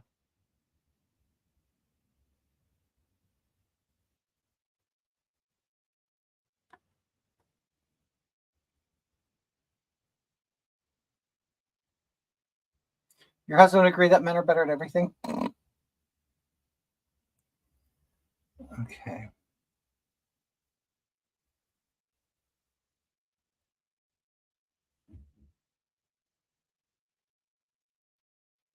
No, I think what it is, men kind of have more of a maybe a technical mind, and they kind of more mechanical, maybe, and I don't know. And they can kind of use that in different fields. Have you ever watched Soft White Underbelly? I have a story about that. No, Mike, you're psychic because they contacted me and they wanted to do a thing on Hogatha. The thing is, I got the mess. I wrote them back and they haven't wrote me. They contacted me and they're like, we would love to do something with you. And I go, oh, I want to. I want to because I am fascinated with the stuff they do. And they brought us the what was it the Whitakers, I think they're the ones who brought up the Whitakers. And my family's from like I have West Virginia family, and so I'm fascinated with it. And I'm like, oh, and then I got I was looking through my messages. Okay, if any of you have written me, then you know how horrible I am, because I don't care to look at my messages because you get a lot of shit in there. And when I say shit, I don't necessarily mean haters. You get people who want stuff from you. And the bigger your followers are, the base, the more you have people asking you for stuff or giving you advice or wanting advice from you. And it's like, and I understand it's like that's what they always say. Oh, be careful, when you get more followers or whatever, people are going to come out. And no, there's some things I appreciate and some things that are just like, ugh. But so I kind of just stopped. But you know what? I'm not going to be a private person to get in touch with. We can just talk, publicly. And that doesn't always work. I figure that's not good for business. Because the businesses, they're writing you on Facebook and Instagram, and they're like, hey, we want to interview you. We want you to do this. We want you to do that. And you're like, shit, this is an opportunity I missed a month ago. So hopefully the opportunity hasn't passed with Soft White Underbelly. The producer did give me their phone number, so I did text them. So I don't know. We'll see. My friend Rita was on was she on Soft White Underbelly? It's if any of you don't know what that is, you should YouTube it. They have a lot of people watch them. I believe they have over 5 million subscribers. I mean, it's a big deal. And the production value is great. Everything's great. It's depressing. They have depressing things on there, so some people might like that. But a lot of like homeless druggies, kind of people like who've had a hard life or an interesting life, and they interview the person. And some of them they follow. Yes, you never respond to my emails. Do you email me? And it's not on purpose that I don't. I guess it's on purpose, yes, why I don't read them, but I have a reason for it.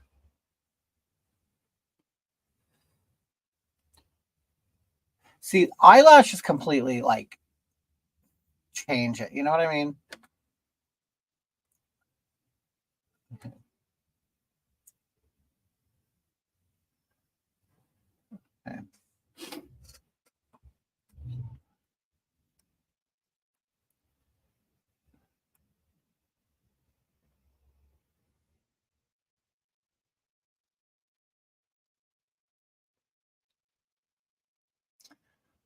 My problem is getting them to match.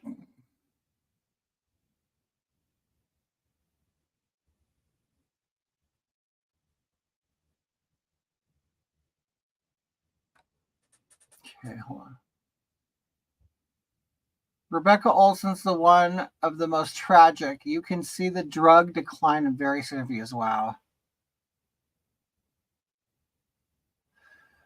See, but what I'm wondering is, what do they want with me? Like, what do they want me to do?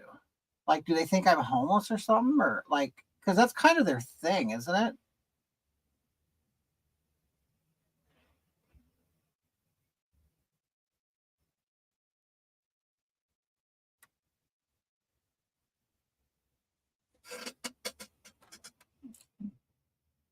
Okay, those are on. This is the wig I'm going to put on. I mean, it's not my best wig, but it's gray. I don't know. I just have this thing for gray right now.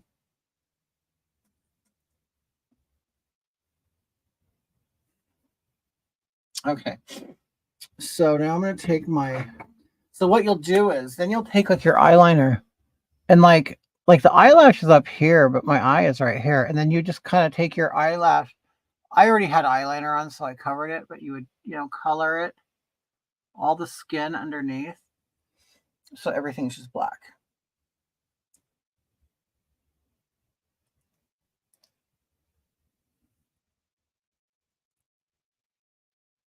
Okay. And then put eyeliner right here. Like I'll connect the eyeliner to the eyelash.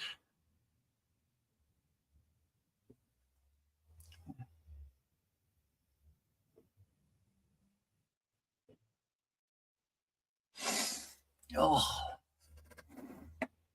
I wonder if they come to you.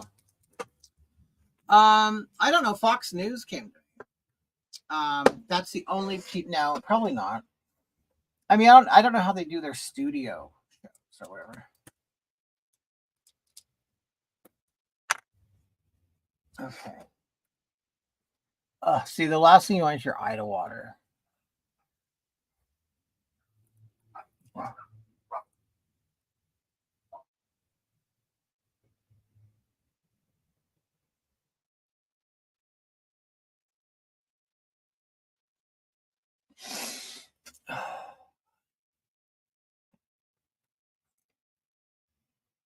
I've kind of been doing this thing where I don't connect my eyeliner to, like, I'll just end it there because it leaves this open and it makes it bigger. I mean, not that I have a problem, like, not that my eyes are small, but, it's always, better to have bigger eyes.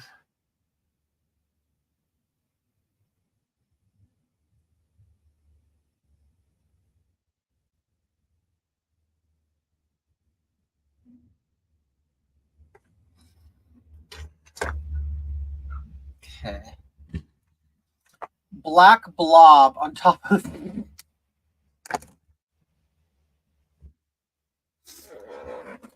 Yeah, it's glue. I gotta wait for it to dry and then I'll put eyeliner on top. That's funny.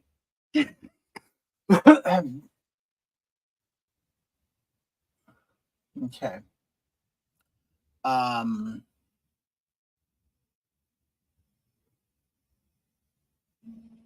Blush. Okay.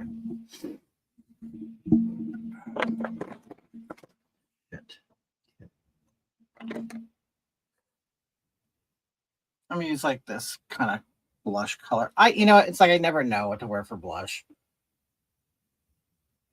I don't really use a whole lot. There are some people who use tons and tons of it. I'm like,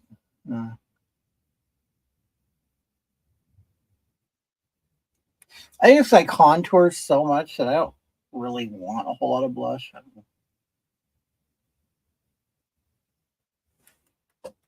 I guess just to add some color back in your face. Like I think like women of the 80s, they used blush to contour their face, where now we contour and have separate blush. So are you on every day? I'm not. How much do I spend on makeup? Very honestly, as little as possible. I never buy expensive makeup because I know just from being, doing makeup and stuff and being in the cosmetology world that you don't have to, that really it's the techniques that matter. I'm not saying there isn't superior products. There are superior products, but I just don't use them. Because I'm not going to do drag if it's I like having fun with it. I don't make money. I don't make money doing it. I mean I know. I mean all the tips I've been on. I mean it's got okay. The looks have gotten me the opportunity to do things, but it hasn't paid my bills. Okay. In fact, for a lot of these drag queens, they don't make any money. A lot of them are just you're in a club performing, hoping you'll get tips. Like that's just the way it works. It's like that is a classic like drag thing. Is you're not getting paid. Like it's really the big names and the winners of RuPaul's Drag. Christopher Drew, how are you? I haven't seen you in a while. Thank you, love. How are you? I think about you. Do you know about the party in Huntington Beach? The 23rd? Do you know about that?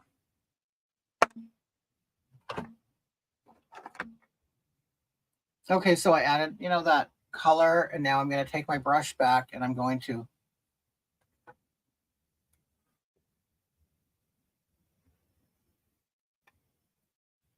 Christopher, it's on the 23rd. What's that place called, Huntington Beach? We used to. Is it called My Place?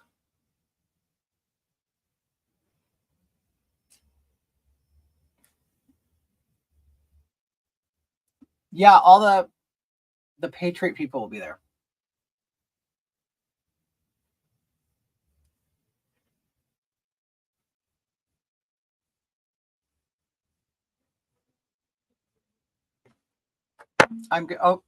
Christopher, are you? Do you have? Are we friends on Facebook? I mean, we both of us have been kicked off and all that shit, so I don't know where we follow each other anymore.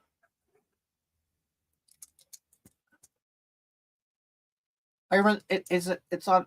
You said Bolsa Chica. You remember the place? We've been there before. You've been to a Christmas party there before, right?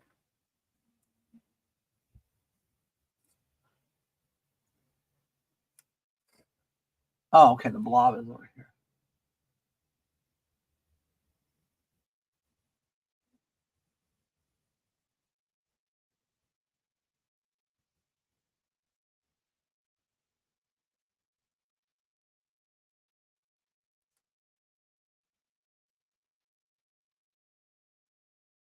Chris, are you friends with Nessa?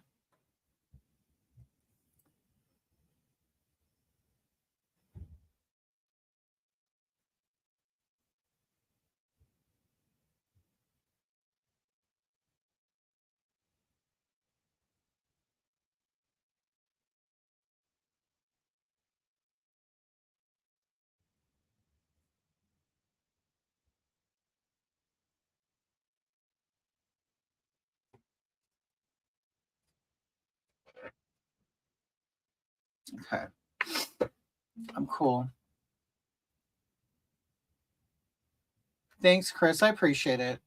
You've moved on from the fulfillment company, didn't you? No, I pay attention to you. Okay, so let me add. What is your opinion on all the kidnap flyers? I don't understand why people would want to tear them down. Like, why would you? Whether you believe in it or not, whether you like it, I'm not even one to say that it's really. I have no opinion on the whole Israel thing and Gaza and all that crap. I just figure that's none of my business. You know what I mean? I don't know. I don't know nothing about it. I've never known Jewish people. I've never known Palestinian people. I grew up like in the country of California, where it's just all Mexicans and whites. So I never know, and I don't know anything about their struggles. I mean, I know the history, and there's question on whether it is their land, whether it isn't. If you go back far enough, it is. It depends on how far back you go, and if you can believe it, blah blah blah. And I'm like, I have my own. I mean, people don't. It's like everybody's so involved in everything, like they have to have an opinion or be a hero, and it's like I just don't. You know what I mean? But I don't think the poster should be ripped down. No.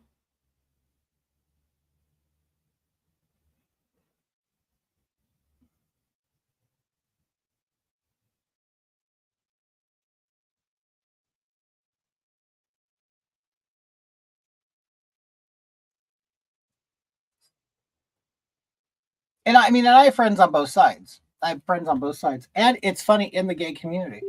They're like, "Oh, there are people who are like, I know Jews that are like against Israel, and I know Palestinians or Arabs that are against Israel, and I know both that are for." And it's like, this is not a game I'm going to get involved in. And you know what? May the best man win. That's all. That's what I think. May the best man win. I know this has been an issue for many, many years, and I don't understand either culture. I don't understand the passion, and that's like, you know what, duke it out. I don't know. I mean, that's all I can say. Just duke it out, and may the best man win. Okay. But yeah, I don't think they should rip down posters. They shouldn't rip down a poster. Because I don't know if people would actually. Would people go out of their way to put up fake posters? I don't know. But every day I see these flyers being torn. Oh, really? You see it? See, where I live, I'm 55, 58 miles from Los Angeles. It's a completely different world out here. We don't deal with that stuff. I guarantee there's not one missing poster on a anywhere in my city. Okay, so now I'm gonna make this narrower.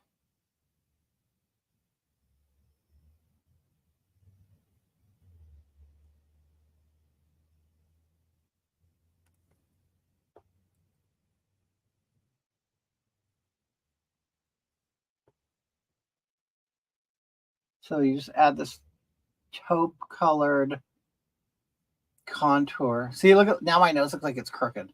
This is a great contour color. Oh, you're in Manhattan? Oh, you see the shit then, don't you? Don't you, Noodles? You see it all.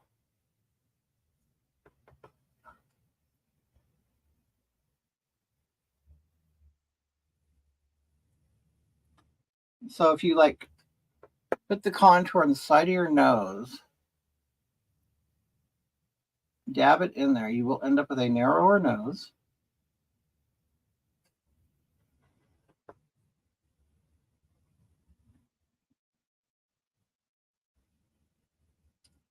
You just have to make sure it all matches. Now my nose looks crooked. I have it too dark on one side.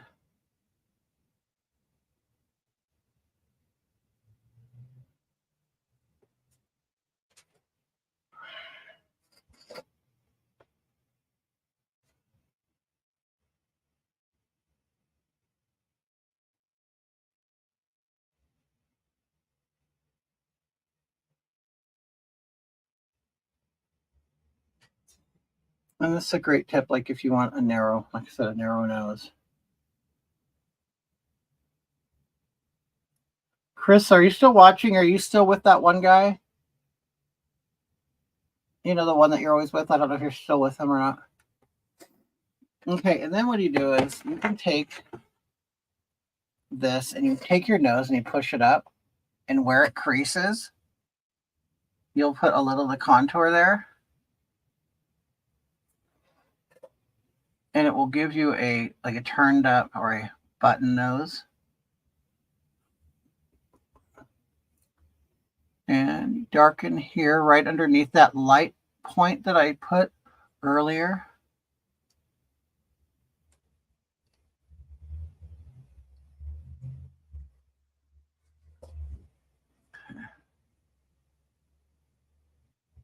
And I don't have a big nose. I just like to make it look smaller.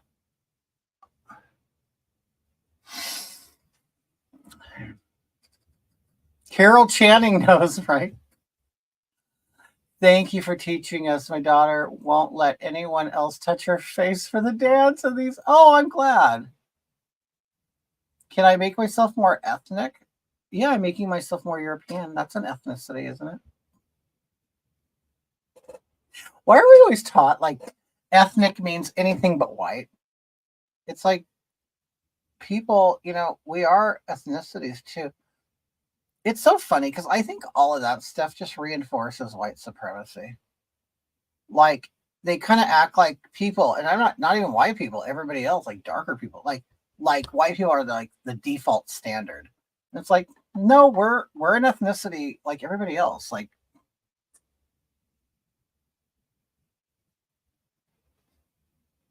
I think white people should find a way to reclaim that without looking racist. Now that's a challenge, isn't it?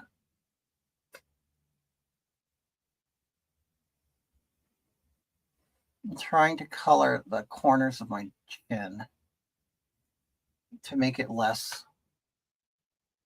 pointy on the corners right there. And of course, this only works on camera. It won't work in public, in person, because you'll see hard edges and shadows.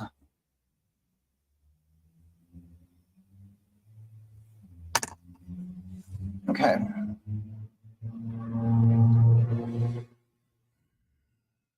Oh, okay. Let me put my wig on. So I have a gray wig. It looks like a big witch wig right now. I don't know if I'm going to tape it down or not. We'll see. Hold on. Oh, wait.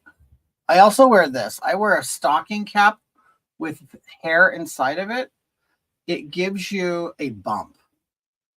Remember when they used to sell, or women will remember, the bumpets and the things that made your hair bump up? This is that. This is a homemade version of it. And also, if you and then the stocking cap will also pull your face back, you know.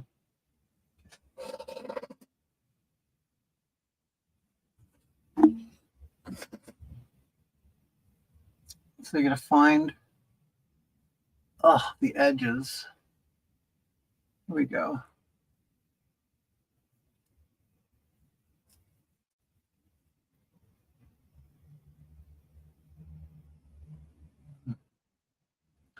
This wig has been completely teased out to make it bigger.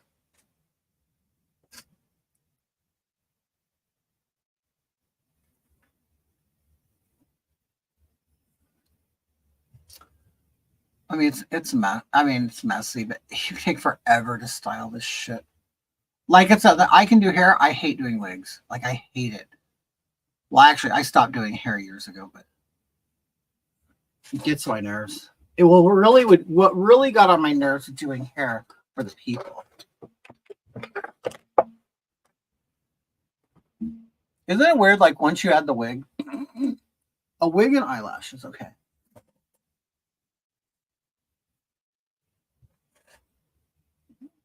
See, if it was taped down, you wouldn't see that. But I'm not going anywhere, so I'm really gonna tape.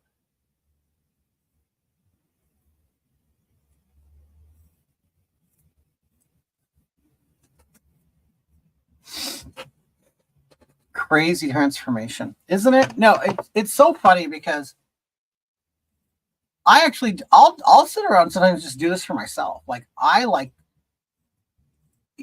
love doing it on camera so people can really see the transformation. I mean, you all know what I look like before, like a big bald, fairly masculine man. But yeah, I love it. I like being able to change my look. You know what I mean? Even if it's female. I mean, I don't know. I fell in love with it. If you guys remember Phil Donahue, he did a talk show a long time ago. I'm gonna add like a gloss, a holographic kind of color gloss. What do you do for Halloween?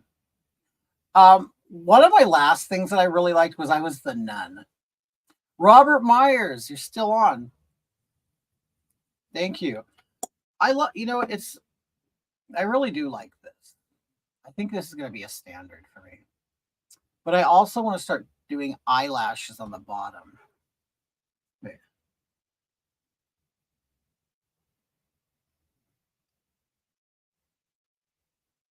Okay, this gloss adds a little bit of a pink color.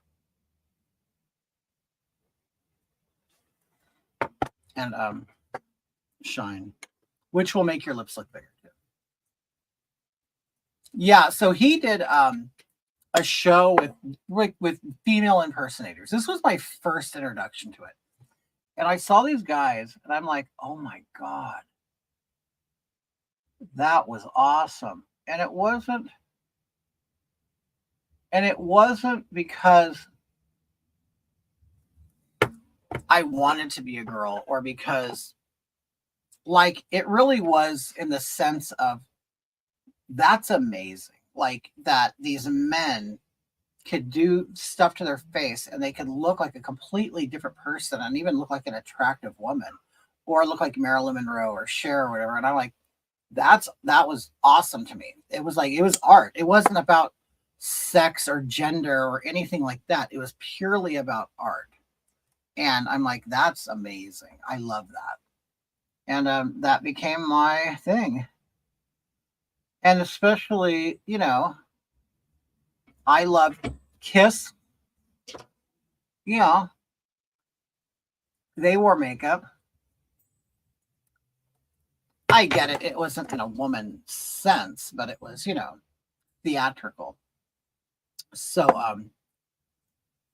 I fell in love with it. I did. I just am like, this is awesome. I like, I just paid attention to it. It became my thing. I didn't like sports. I didn't like any of that. I like motorcycles. I rode motorcycles when I was a kid, a boy. When I was a kid, but I also liked this shit. Oh, thank you, Born Digital. Yeah, in the 80s. It was a different time. Have you ever done makeup to make yourself look like an old woman?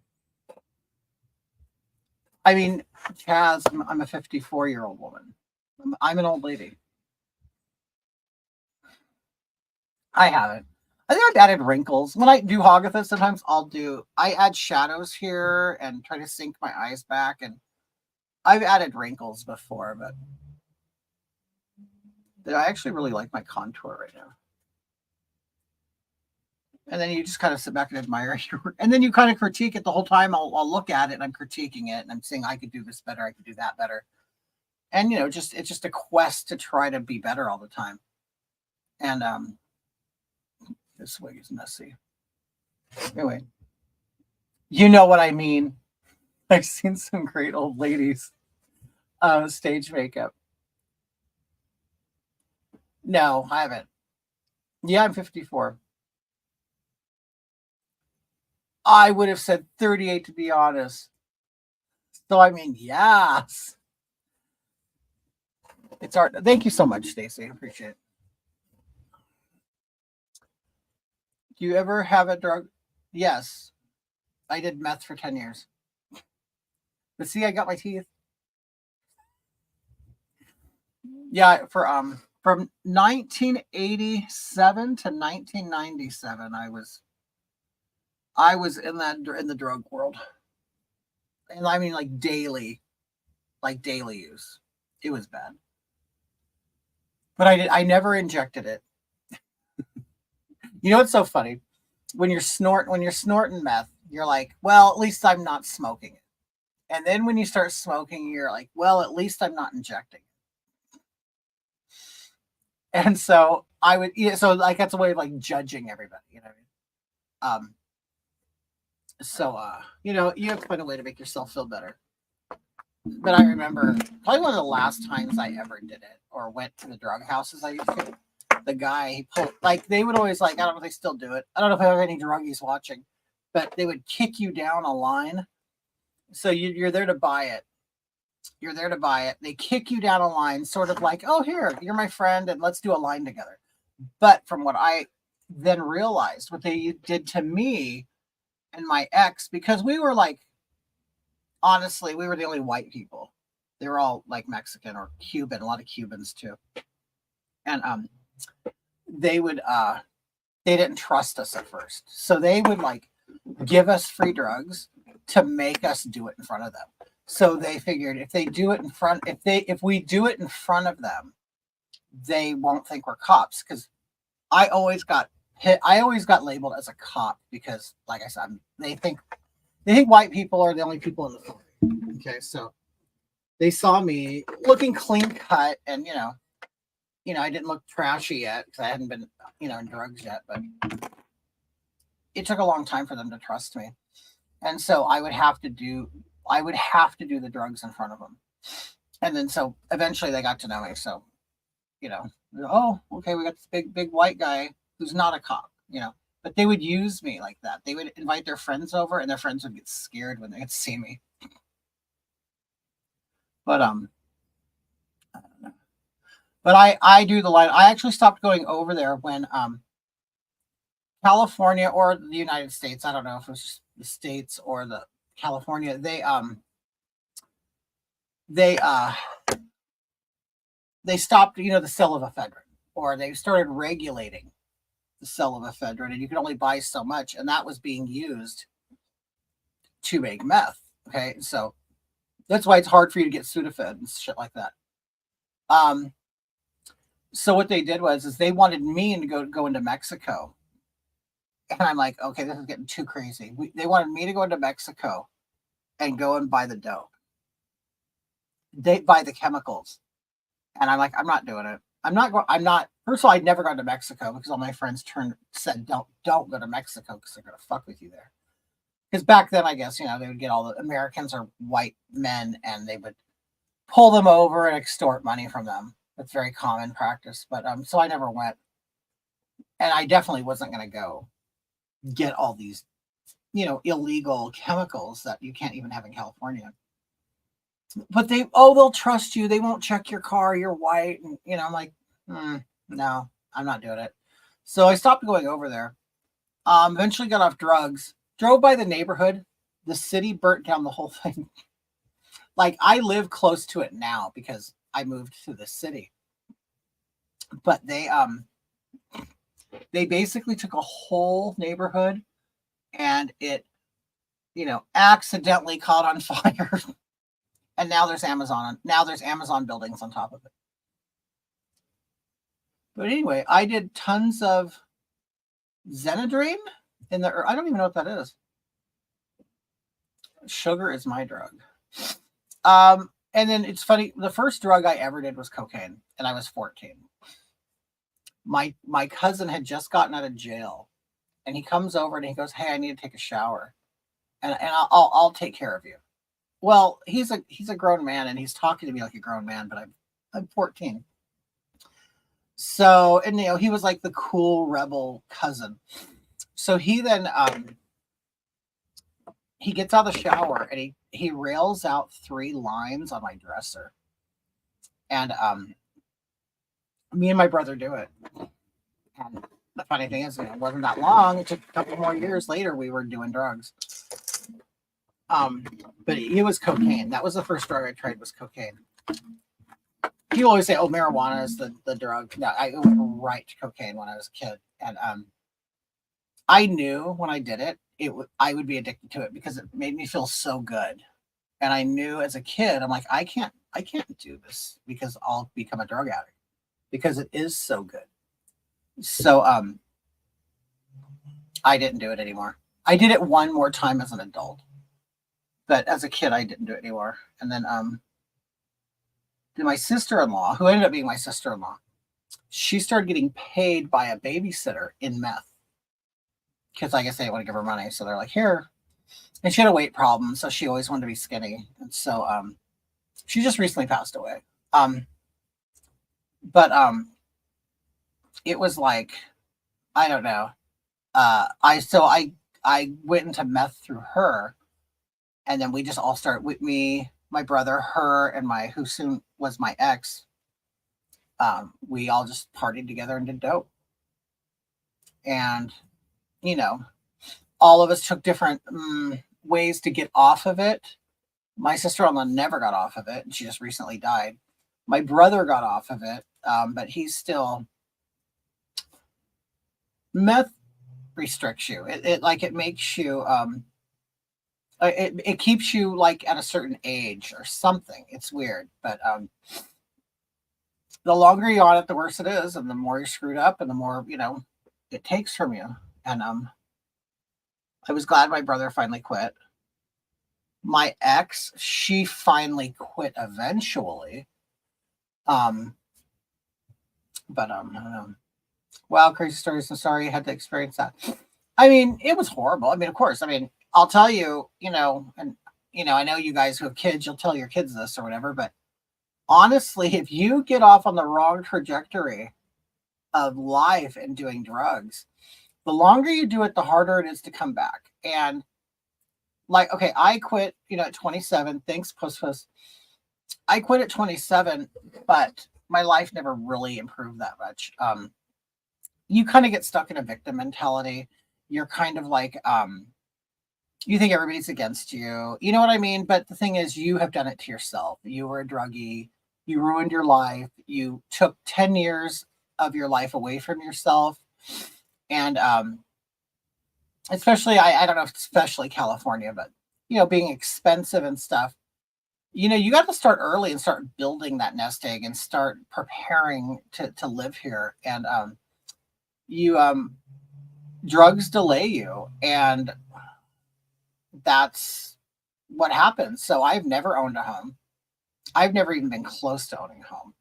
I have, since I've stopped trucking, I have not had an income that can support me solely. I always have to have a second person. And I know that's happening a lot to everybody, but like suppose people say, oh, the Gen Xers, the boomers and stuff, they took all the opportunity and they're doing great and they live in all the houses. That's not true, because I know a ton of Gen Xers my age who can't live by themselves, who can't support themselves on their income because they were screw ups, for the first 10 years of adulthood, and they have never been able to regain that traction back. I was liking pain pills and that worried me. So now I only take them when my pain is bad. Good for you. So I was a trucker for 10 years. Yeah. Been to every state except Maine. Absolutely loved it for the first 5 years. Hated it for the second. I gained a lot of weight. I hit every buffet because you don't have your friends and family with you. So food was comfort. And I got 440 pounds. Now I've lost the weight. I'm down to 270. I want to get to 250. That's where I want to be. I'm 6'4", so I can hold 250. I started at 33 after my divorce. What? Oh, the pain pills? Yeah, I work full time and I'm 2 paychecks away from getting really financially screwed, right? No, it's true. And especially, and then what happened is, then drugs screw you up. First of all, emotionally, it screws up your social skills, your everything. Everybody that, from 17 to 27, I was a loser. The people who went from 17 went into college, they got their degrees. By the time I got off drugs, they're already having a great job. So now I'm starting at the very bottom. And it happens, I'm sure, with every generation, but I can only speak for myself. But you get left behind. And it's not that the world's leaving you behind. You put yourself back there. And I honestly believe it was all about, I think it's all based on immaturities. It's all, I think, based on being afraid to be an adult. So you kind of just get stuck in this, drug world of being a rebel, not caring, but it's really because you can't hack it. That's what it is. But I lucked out in the house. Oh, good for you. You got a house? My husband is 2 and he has gained a lot of weight, but he loves trucking. Yeah, honest, I don't know how old he is, but tell him to seriously look at his health, go to the doctor, get, check for cholesterol, it's just, it sneaks up on you and you could be fine and you don't realize that you're in really bad condition, especially when you're a trucker and you just sit on your ass. I mean, I'm not saying that's what it is. I mean, as a trucker, you work hard, but you work hard on your ass. So, yeah, he's gaining weight because he's not getting any activities. He's eating like a king or, junk, but it takes a toll on you. I've been eating out of a can for 5 months. No shit. Janice says, I wanted to lose weight and I did meth. First time. Really? You injected it? It was amazing. So you were probably stuck on that, weren't you? I did it for 3 years, then went from meth to dope because I wanted to try it and I liked the way I felt. I'm 66 and feel stuck. Thankfully, my kids are stuck. Oh, good for you. You know what, Janice, that's like, if your kids, and that gives you probably a sense of well, God, I did something good. You know what I mean? I did something good. My kids are cool. That's good. Wait, who's for? Oh, he's 6. Oh, your husband. I've tried, but he won't listen. Don't know what to, yeah, you know what? And I'm like that too. I'm that guy. Even though I do this, I'm a very prideful man. And I was like that. I'm like, oh, I'm healthy. I'm good. I'm a big, strong guy. I could do anything. And it's like life, it kicks you in the ass. It does. I mean, I hope he comes to his senses, Or I hope he has I hope he has a health event that's minor, you know, because I had no health problems. All of a sudden, heart attack. That's it. And it's like, shit, I didn't even get to, like, get small things to kind of make me wake up. No, it went straight to the heart attack. Thank you. Thank you, Jean. I'm clean now. I'm just stuck like you were taught. Right. You are. You get stuck and you get left behind, and it sucks. It really does. So, and honestly, Janice, there's probably no hope for either one of us. We're going to die poor, and hopefully we can impart our knowledge on somebody else. But you know how it is. I'm just saying, I was saying, wait, I didn't listen to anybody. I drove and I went into every pitfall that everybody warned me against, including being with the wrong person. My mother was completely right, but you know, you're stupid. You don't want me to be happy. I want to be happy. And I mean, that's just harsh, Janice. I know. I believe in reality. I'm 54. I mean, I know you've got 12 years on me, but I wanted to say I'm on disability because I do have a chronic heart condition. And even though I feel really good right now, I could be crap tomorrow, because I do have a very leaking, fragile valve in me. And it's like,